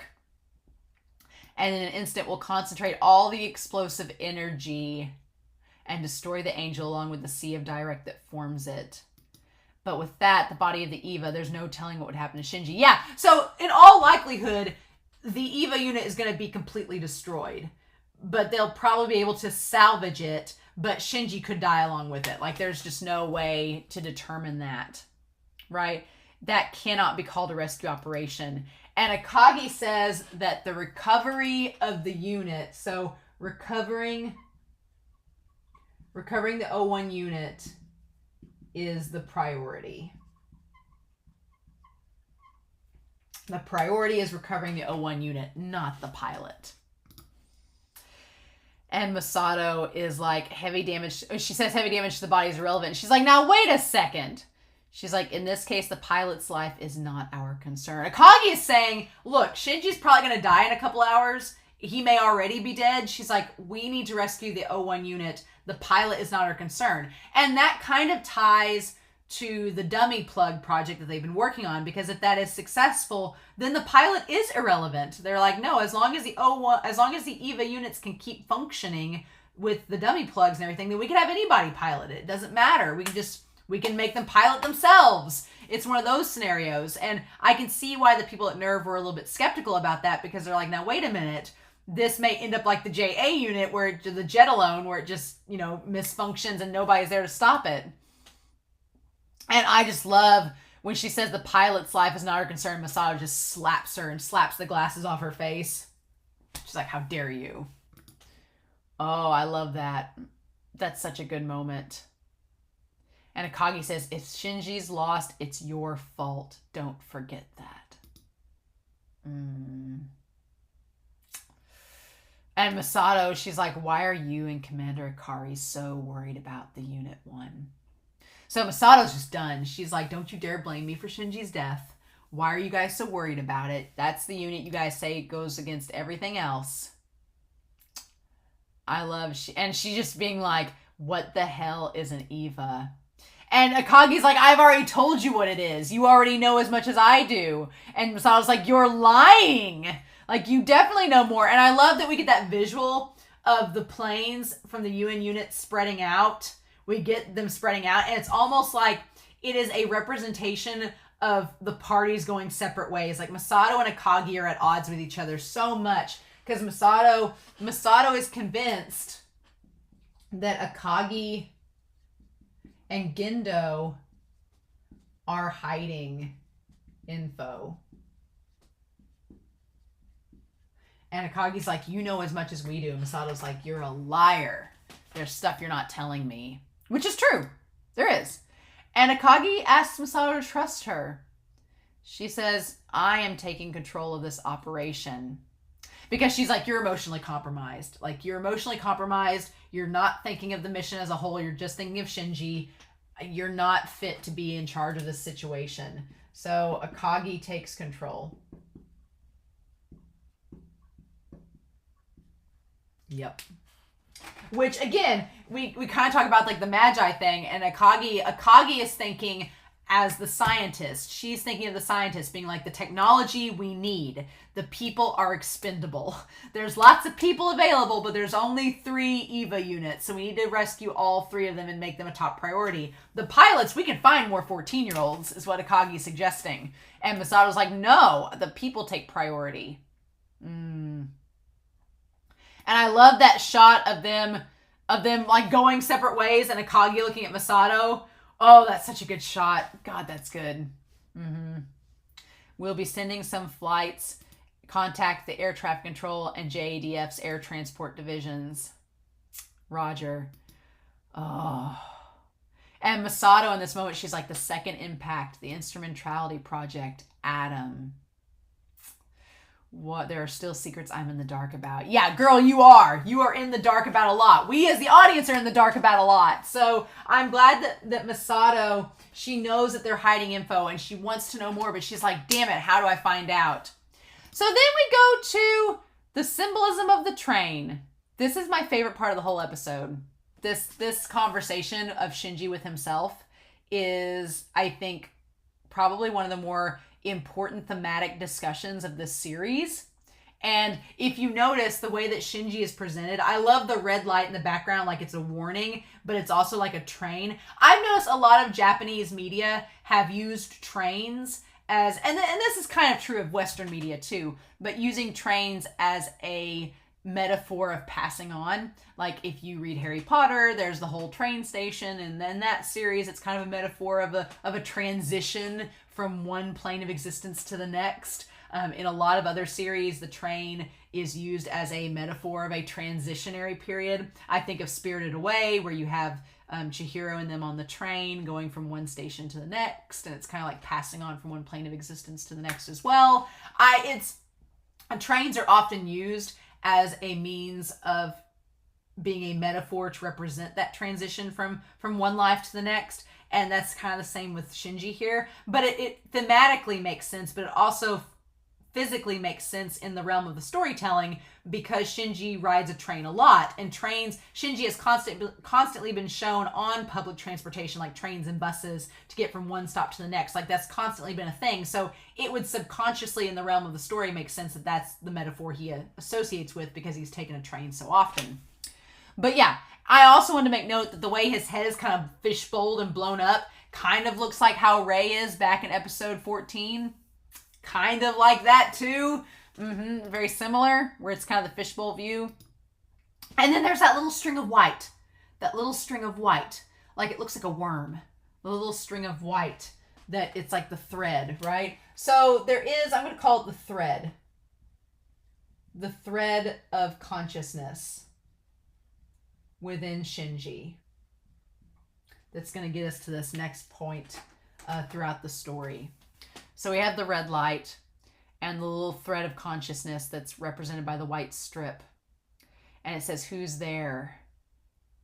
Shinji Kari. That's me. He says, I am you.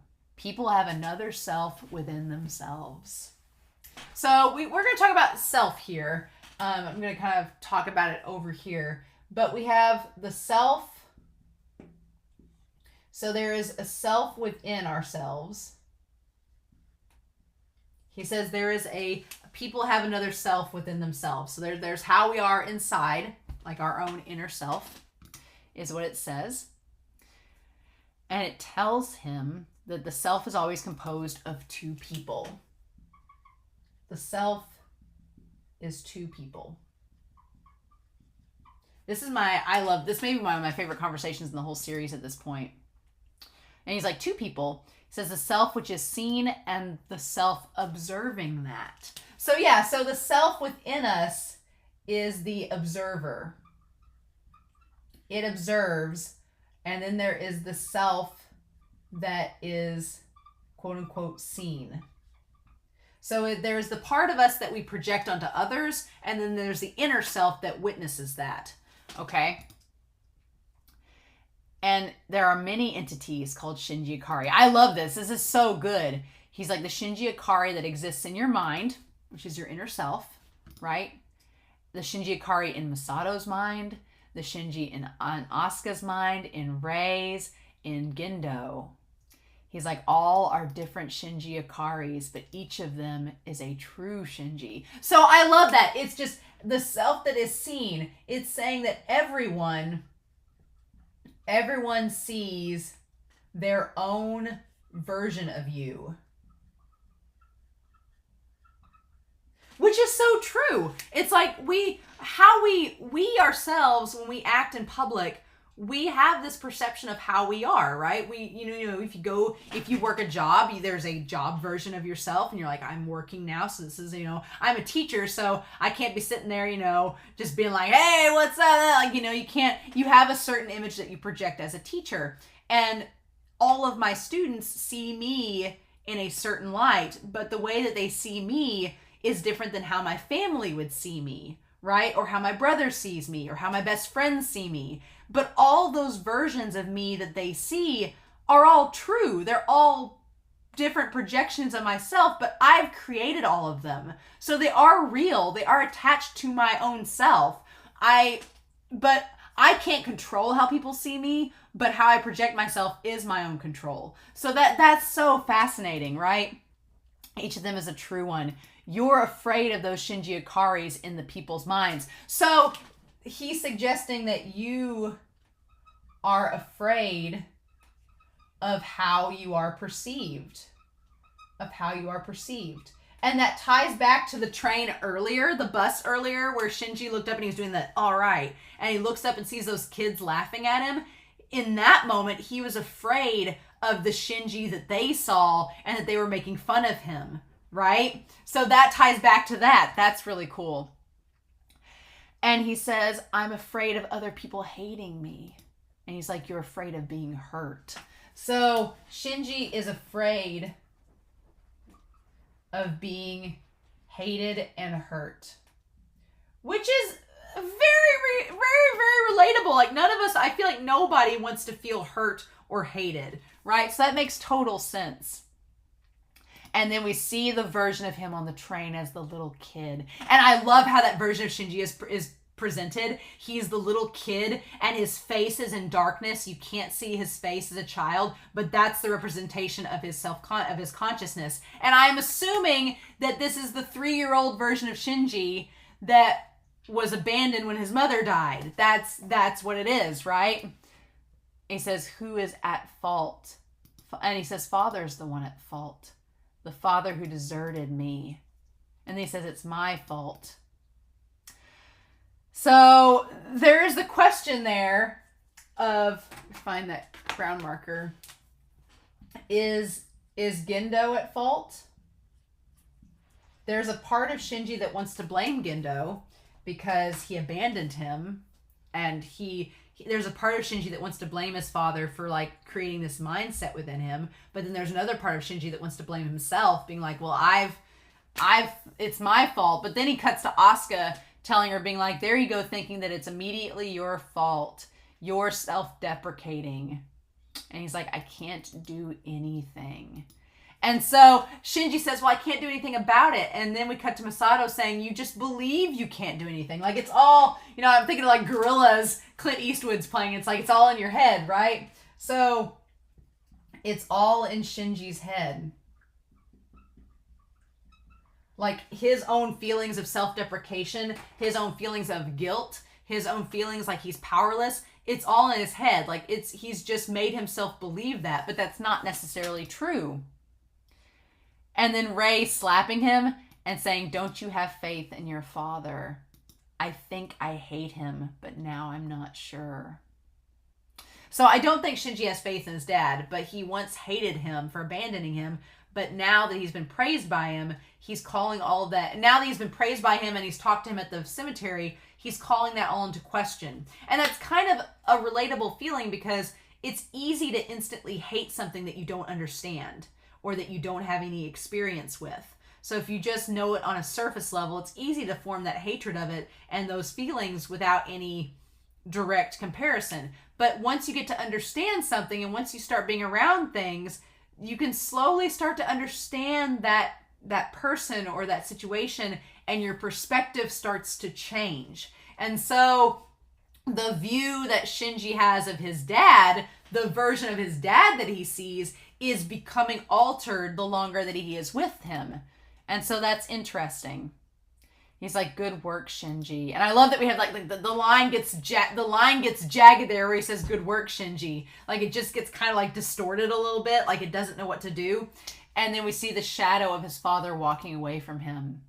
My father called me by name. I was praised by my father. Like he's so excited by it.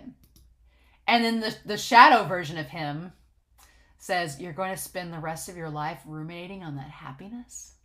Like that, you're just going to focus on that one moment, and that's going to be what you're going to focus on. And he says, Shinji says, if I believe in those words, I can keep on living.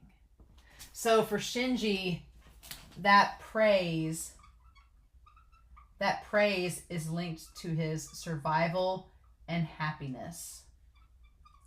It is what is keeping him going. And the shadow's like, as you continue to deceive yourself. And I love that they're sitting next to each other, and there's the kid version in the shadows, and there's Shinji in the light. It's so good. He's like, everybody does it. That's how we survive. So Shinji says that we deceive ourselves. We deceive ourselves to survive. That ties to the conversation in the last episode about memories, where Gendo said people forget to survive. And that's a deception. Forgetting something that happened is a deception. You're lying to yourself, right? And Shinji acknowledges Gendo's words in this episode where he says, yeah, you believe in a certain thing to get by. It again, you could tie it to series like Attack on Titan, where a big theme of it is we have to tell ourselves lies in order to get by in the world. We tell ourselves lies because the truth is too hard to handle, right? And Shinji's doing exactly that. He says, believe that you're fine with the way that things are, or you won't be able to keep living. There's too much hardship in this world for me to keep living. That's the thing. Shinji's like, this world's too hard. He's like, it's too much. If I don't lie to myself, I'm not going to survive. Like, that's just the way that this is working. And so the shadow says, the fact that you can't swim, humans aren't made to float. Oh, okay. So we do get a note here that Shinji cannot swim. That explains why in the pool scene, way back when, in the pool scene, he wasn't swimming. He was sitting there. He wasn't swimming with Rei or Asuka because he can't swim. I think I'd be learning how to swim. Considering that most of this world's underwater, I think that I would make it a point that you need to learn how to swim, even though you think humans aren't made to float. Yep, you should. He's like, that's self-deception. So, yeah, again, saying that it's all in your head. He's like, that's self-deception. You can do it if you want. And he says, I don't care what you call it. You've shut your eyes and turned a deaf ear to the things that you don't like. And he says that and they talk about his sister, and then who cares what the others say.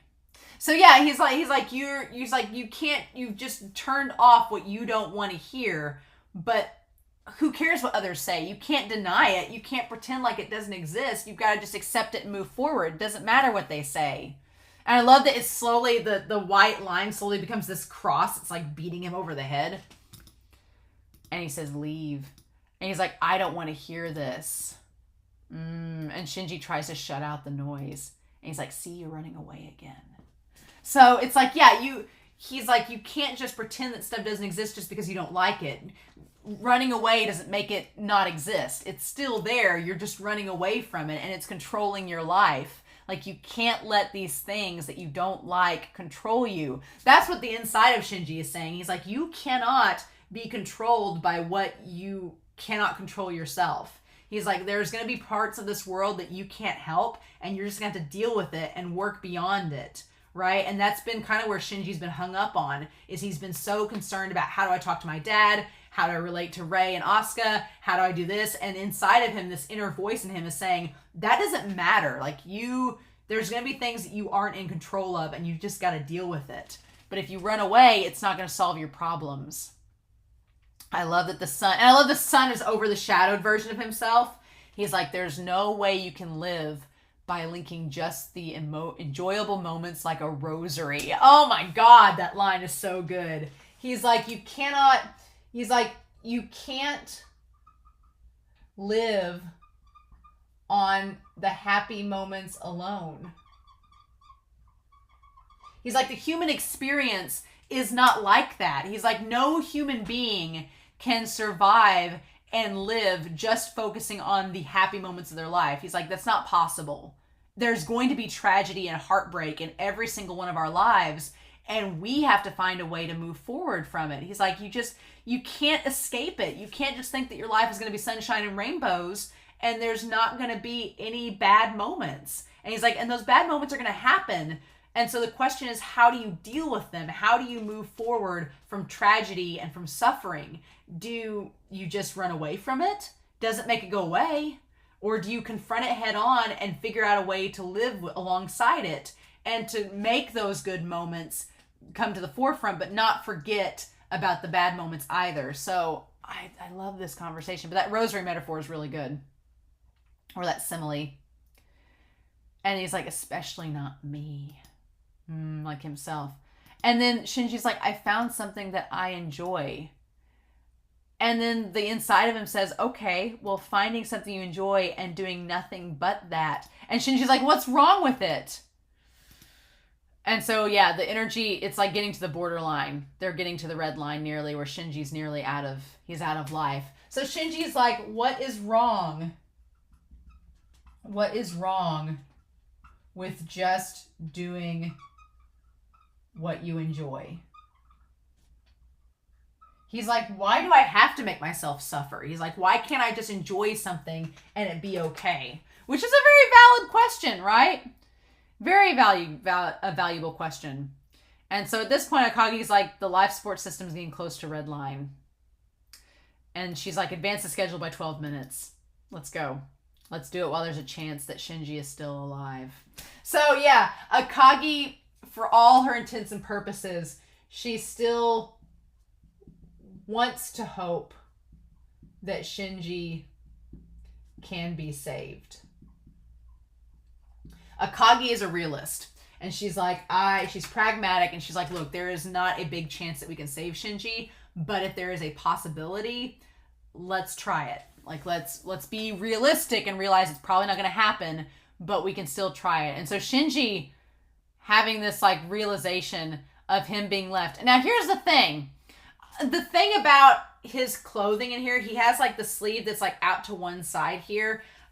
The way that it looks is like if somebody grabbed you by the sleeve and like jerked you, that would cause his shirt to come to the side. So I'm thinking that Gendo got really pissed off at him in the moment, grabbed him and just slung him aside, and that's why his shirt was off to the shoulder. Don't get good vibes from that. Not at all. And just left him with the bag. And he's just sitting there, and so we see Gendo walking away. Like a shadow. Gendo looks like an angel. He looks like that stalking figure of either an angel or an Eva walking away, right? Just looks like he reminds me of like the polar, like you see Adam in that flashback of Masato's back when her dad saved her, right? And he was all illuminated in white. Here you have the contrast of that. You have Gendo in total shadow walking away. He says, Father, am I unwanted? He's like, Father. And then we see like the kid version of himself that says like, you're the one who ran away. Oh. And so, interesting. So, there's this notion that Shinji ran away all those years ago. And that he felt unwanted. So then we get this whole thing about Gendo maybe guilty of killing his own wife. What?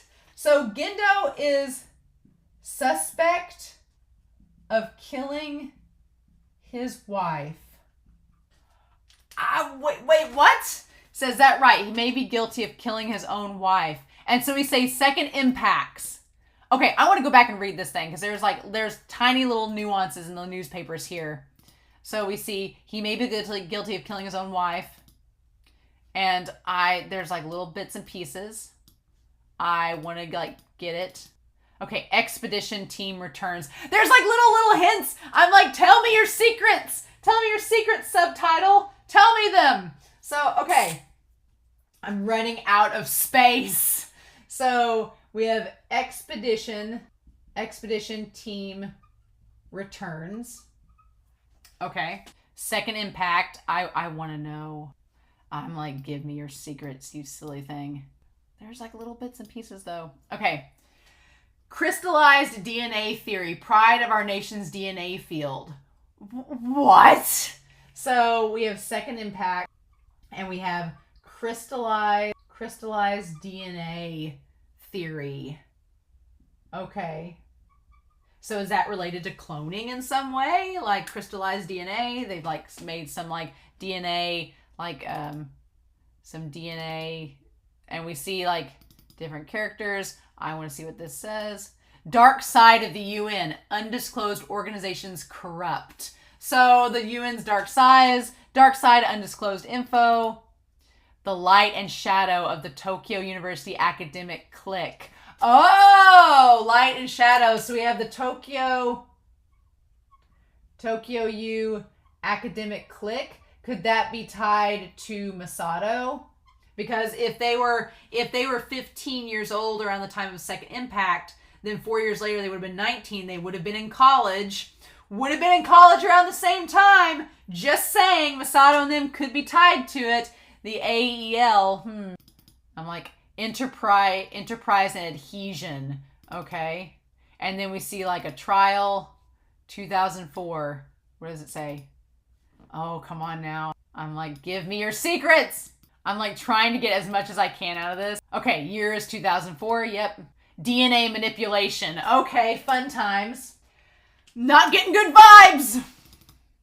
At the Artificial Evolution Laboratory Critical Accident. Wow, if that's not the most sketchy name for a lab, the Artificial Evolution Laboratory, you might as well just say villainous activity goes here. Like you might as well just say, and it says he killed his own wife. So artificial evolution. Okay. Artificial evolution. Don't like that. Nope. There's something about biohazard and I want to go back to it. Okay. Fear of biohazard, engineers eating away at God's domain. Oh my God, are you joking? So biohazard. God, what a headline. Engineers eating away at God's domain. Oh my God, that is like a headline to end all headlines. He killed his own wife. To conduct research for researching in the same lab, Ms. Yui Ikari, 27, fell victim to it. Mistake in control. Oh, okay. So Mrs. Yui Ikari, to conduct research and researching the same lab. So Yui fell victim and then mistake in control.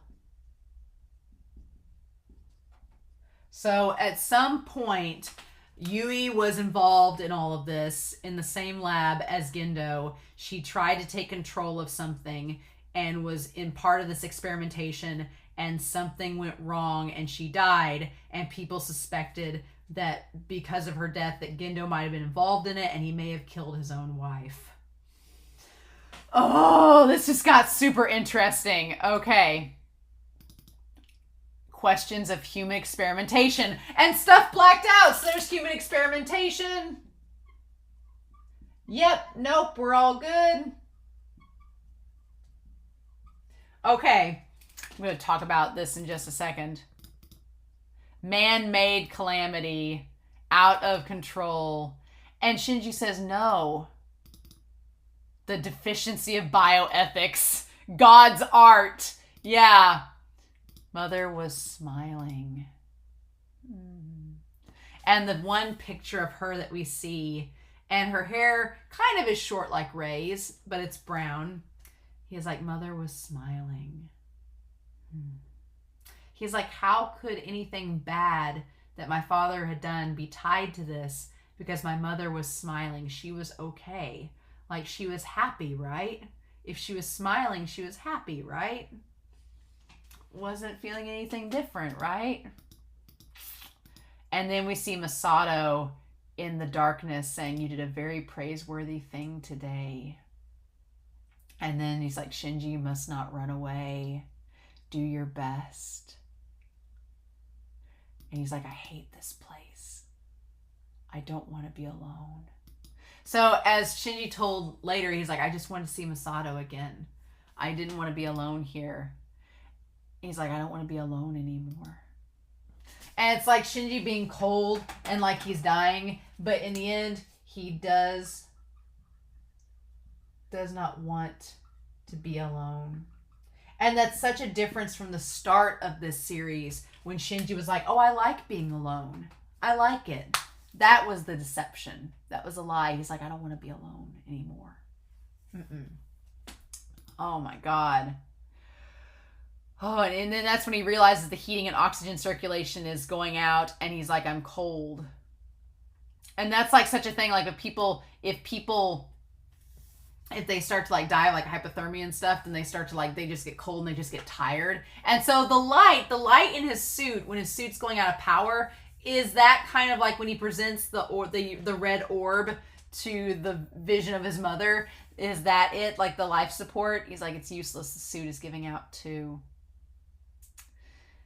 And he says, this is the end. I'm tired. Yep, of it all. Just tired of it all. Like not just tired, and he's just tired in general. He's tired of everything. He's tired of having to put on this front. He's tired of the self-deprecation. He's tired of being alone. He's tired of his father ignoring him. Like he's just sick of it, right? And then for a second I was like, don't you dare die on me, Shinji Ikari. Don't you die. Don't you like, and they focus on him so much on just that one still of him. It just creates this tension where you're like, is he really going to die? It focused on it for a solid 10 seconds. And you start to see the light, and I was like, is he really about to die? Like, the show makes you really question for a moment, is Shinji really is this going to be the end? Is it really? And then we see the hand touching him. Like, and you can, and it's, you know, the question is it really, was this all in Shinji's head? Was it really an angelic, celestial version of his mom? Is it the angel? Is it the Eva? What is it? Is it all just metaphorical and not real? It's all left to our interpretation, right? I don't want spoilers if it has something to do with the plot later on, but it all is left. But the feelings that he has of this celestial entity embracing him, is he says, is it my mother? Like, it feels like his mother to him, right? And so then we see, in that moment, everything gets white, and we see the branches of a tree, like him under a tree.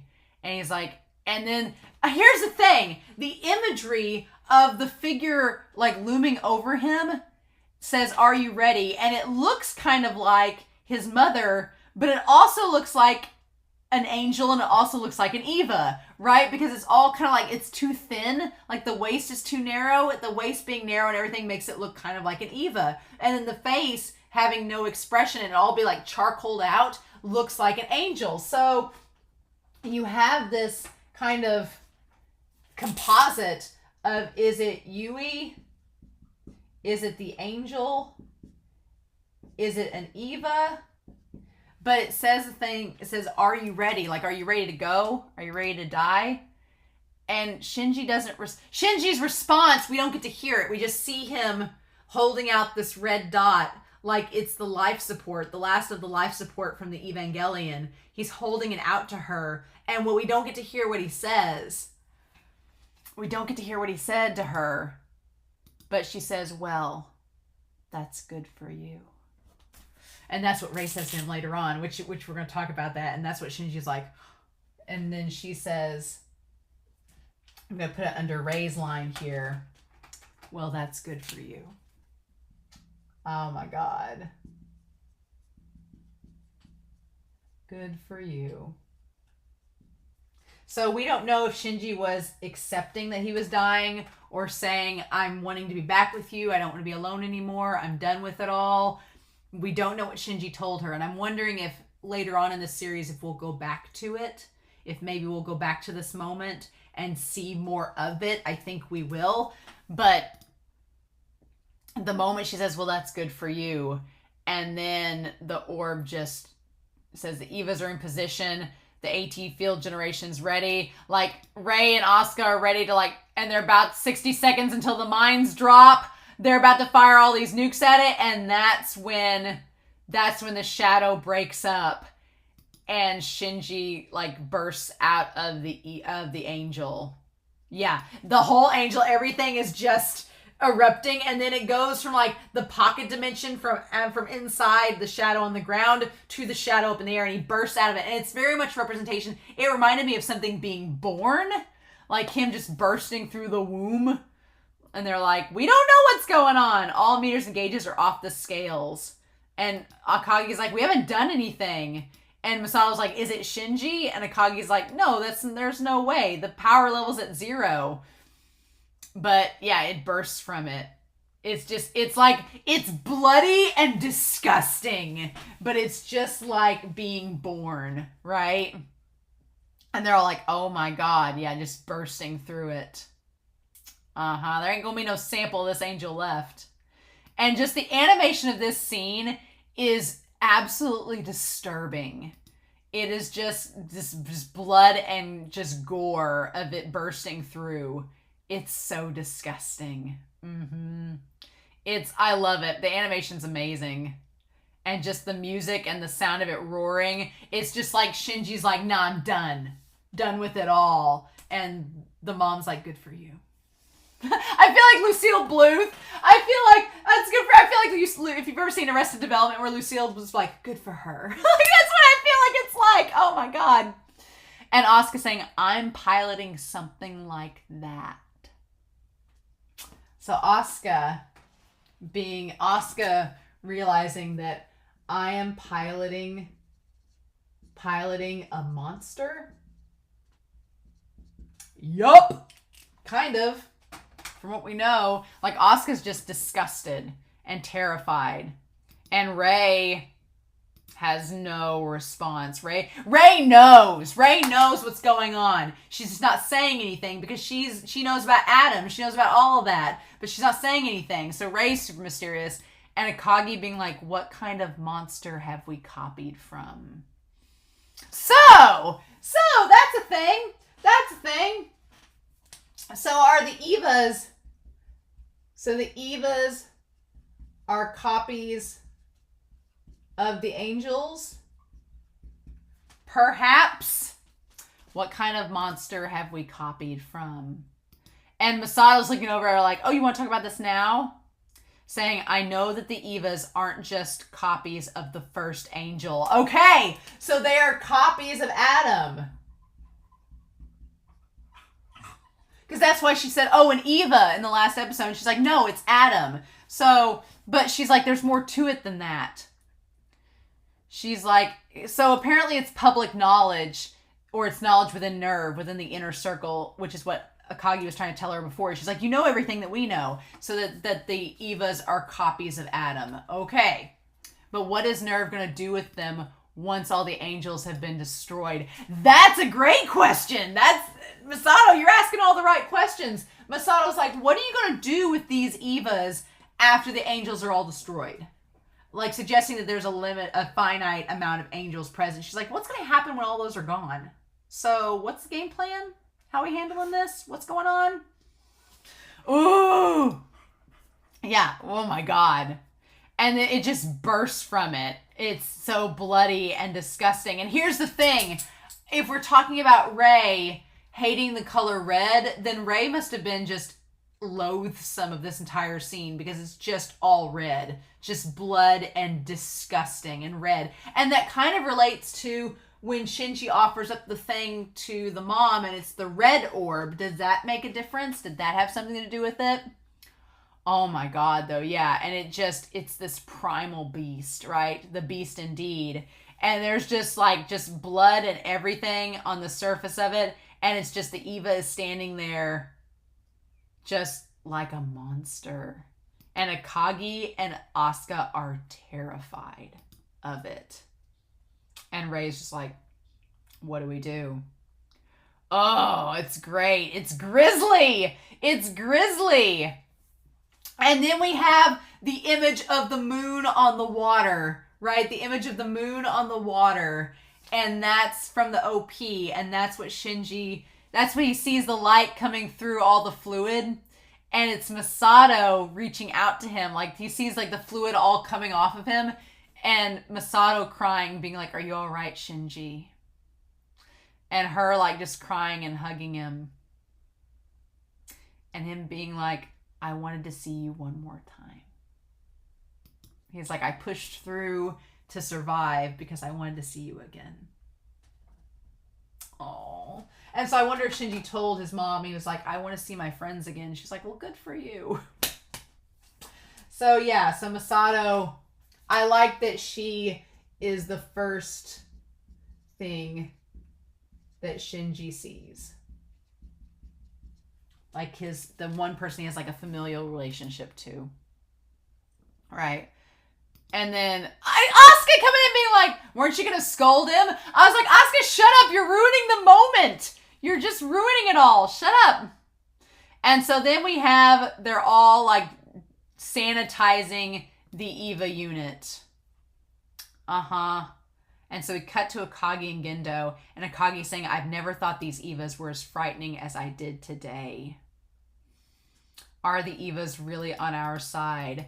I mean, they may hate us. I mean, you just now questioning this? So Akagi saying that they may hate us. And she turns to Gendo, I think Major Katsuragi may have noticed something. Gee, you think? You think? So Akagi thinks that the Evas hate them.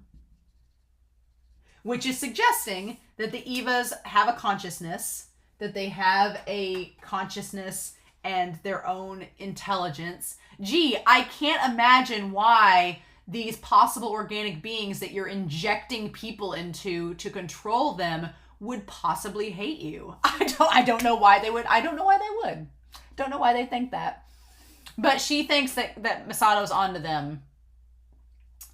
And Gendo's like, let her be for now. So Gendo's not concerned. Gendo does a really great job of not concerned. He does a great job of being not bothered by anything. He's like, whatevs. Like, he just doesn't seem to see the harm in anything. It's like, let her be for now.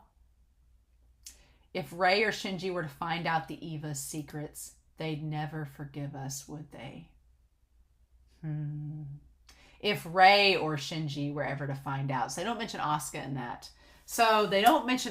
in that.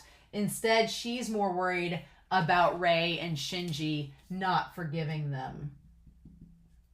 I have my theories that are developed a little bit more from this, but I want to wait till the end of the episode.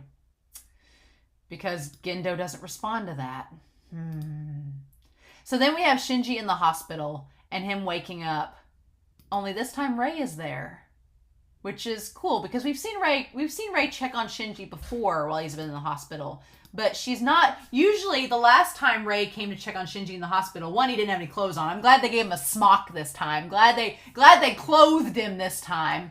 But two, she was in her suit ready to come and like tell him the battle plans, being like, here was our duty, here's our mission, let's go. Here, she was sitting there reading a book.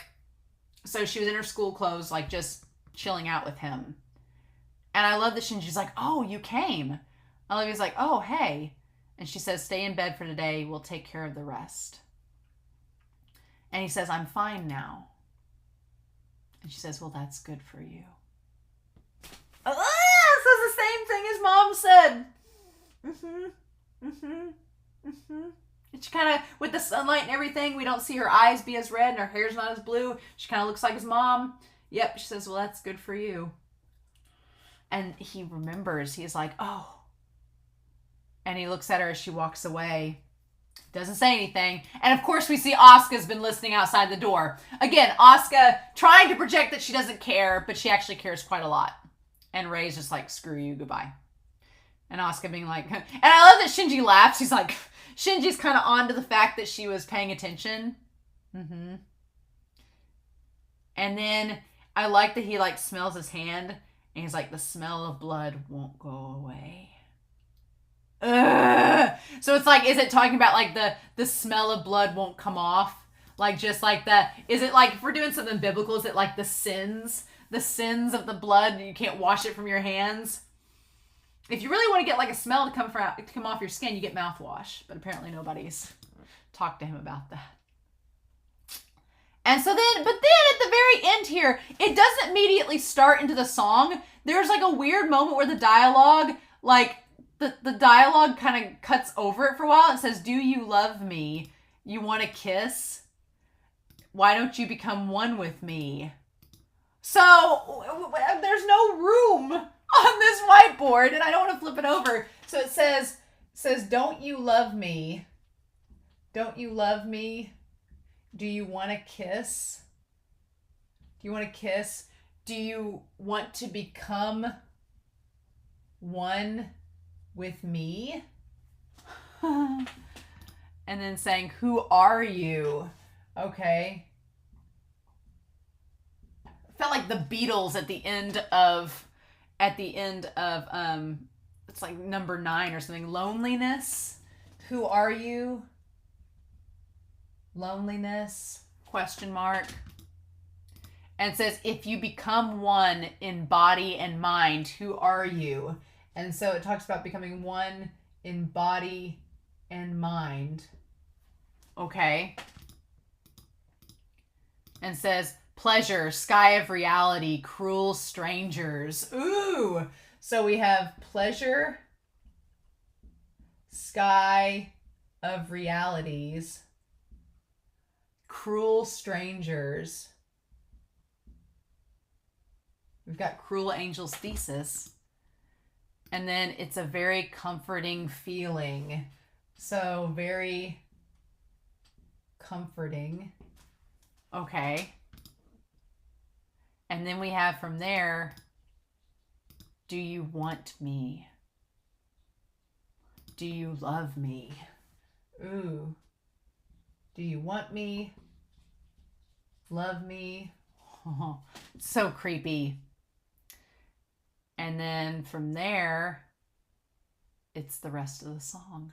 Ah! That's so freaky! That's so freaky. Yeah, so the question is in all of that, okay, the question is, this whole thing of don't you love me? Do you want to kiss? Do you want to become one with me? Who are you? Loneliness, one body and mind, very comforting. Do you want me and love me? Is that supposed to be the Evas or the angels wanting you to like merge with them and be absorbed into them? Don't you want to become one with us? Don't you want to like be with us? Do you love me? Like, aren't you lonely? And then there's the pleasure, the cruel strangers. So I don't know if the cruel strangers is talking about humanity, if it's talking about the angels, because we have cruel angels thesis. Is it talking about the angels being the strangers? If it's talking about pleasure, if it's talking about sexuality, is it talking about sky of realities? Is it talking about like the actual truth of the matter? Is it talking about heaven? There's so much you can interpret from that. And the question is, who's asking the questions? It was a woman's voice, so is it Rei asking the questions? Is it the mom? Just giving us that and the ED there is so freaky. And I can imagine somebody watching this for the first time being like, wait, what? Like, this whole episode was just like, ah! But yeah. So here's my theory at this point. We've talked about this whole human experimentation and the expedition. So was there an expedition after the second impact to go try to figure out what the angels were? They clearly uncovered Adam at some point and have cloned him into the Evas. So the original angel, we don't know about the second angel yet. We still don't know what the second angel was. Don't know that yet. But we know the first angel was Adam, and either one of the Evas or all of the Evas have been copied from him. So they used... It makes sense that the humans would use the angels to fight the angels, because if you have this otherworldly alien being that humanity can't stop, well, if you can't beat them, join them sort of thing. If you can't defeat the angels through through the means of man, why don't we just clone an angel and have an angel fight an angel? And we just won't call it an angel. We'll call it an Evangelion, because Eve came from Adam. Eve came from the rib of Adam. So, Evas, you could argue that the Evas they're basically created from Adam. So that makes man like God, right? You created something like a god to fight Adam. Huh. Okay. That makes sense. So you have the Evas they're just born from Adam. Okay. I'm assuming all three of them are. But the question is, this whole human experimentation and crystallized DNA, which could be from the angel that they used to clone it. Okay. So then the DNA manipulation. So the question is, all right, my throat was dry. At this point, are Shinji and Rei, are they manipulated with the DNA from the angels? Right? I think that at this point, I think Rei may have been her own child, may have been her own individual person at some point, but I think Gendo has taken the DNA of his wife. He has taken the DNA of his wife and somehow spliced it into Rei. Rei is somehow tied to his wife and to her remains, and he's just made Rei into this combination of his wife's DNA and whatever Rei originally was. And it's probably some form. They may have cloned Adam, the angel, to create the Evas, and then taken some of that Eva DNA and put it inside of Rei. So Rei I'm wondering if maybe his wife was the original pilot of the 00 unit and something went awry, and he was just like, I'm going to take her DNA and put it inside of this girl Rei so that the Eva will recognize Rei because she has the DNA of my wife, but she's still her own person. So, and then I'm wondering that since it is her DNA, since the DNA of his wife is inside Rei, that's why Shinji relates to her. That's why Shinji and her can sync up, because Shinji's the child of Yui. So I don't know if Rei is a clone of Yui at this point, or if Rei just has Yui's DNA alongside the DNA of the Eva that maybe Yui piloted alongside of her.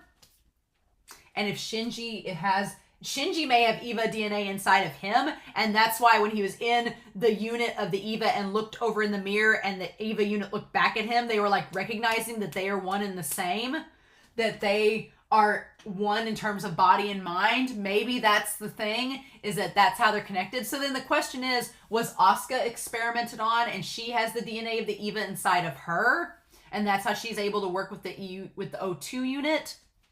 Maybe that's it, that these pilots have been experimented upon when they were younger and have Eva DNA inside of them, like injected into them so that they are compatible with that Eva unit, which would also mean they have like angel DNA inside of them, which is kind of freaky. Maybe there's something to that.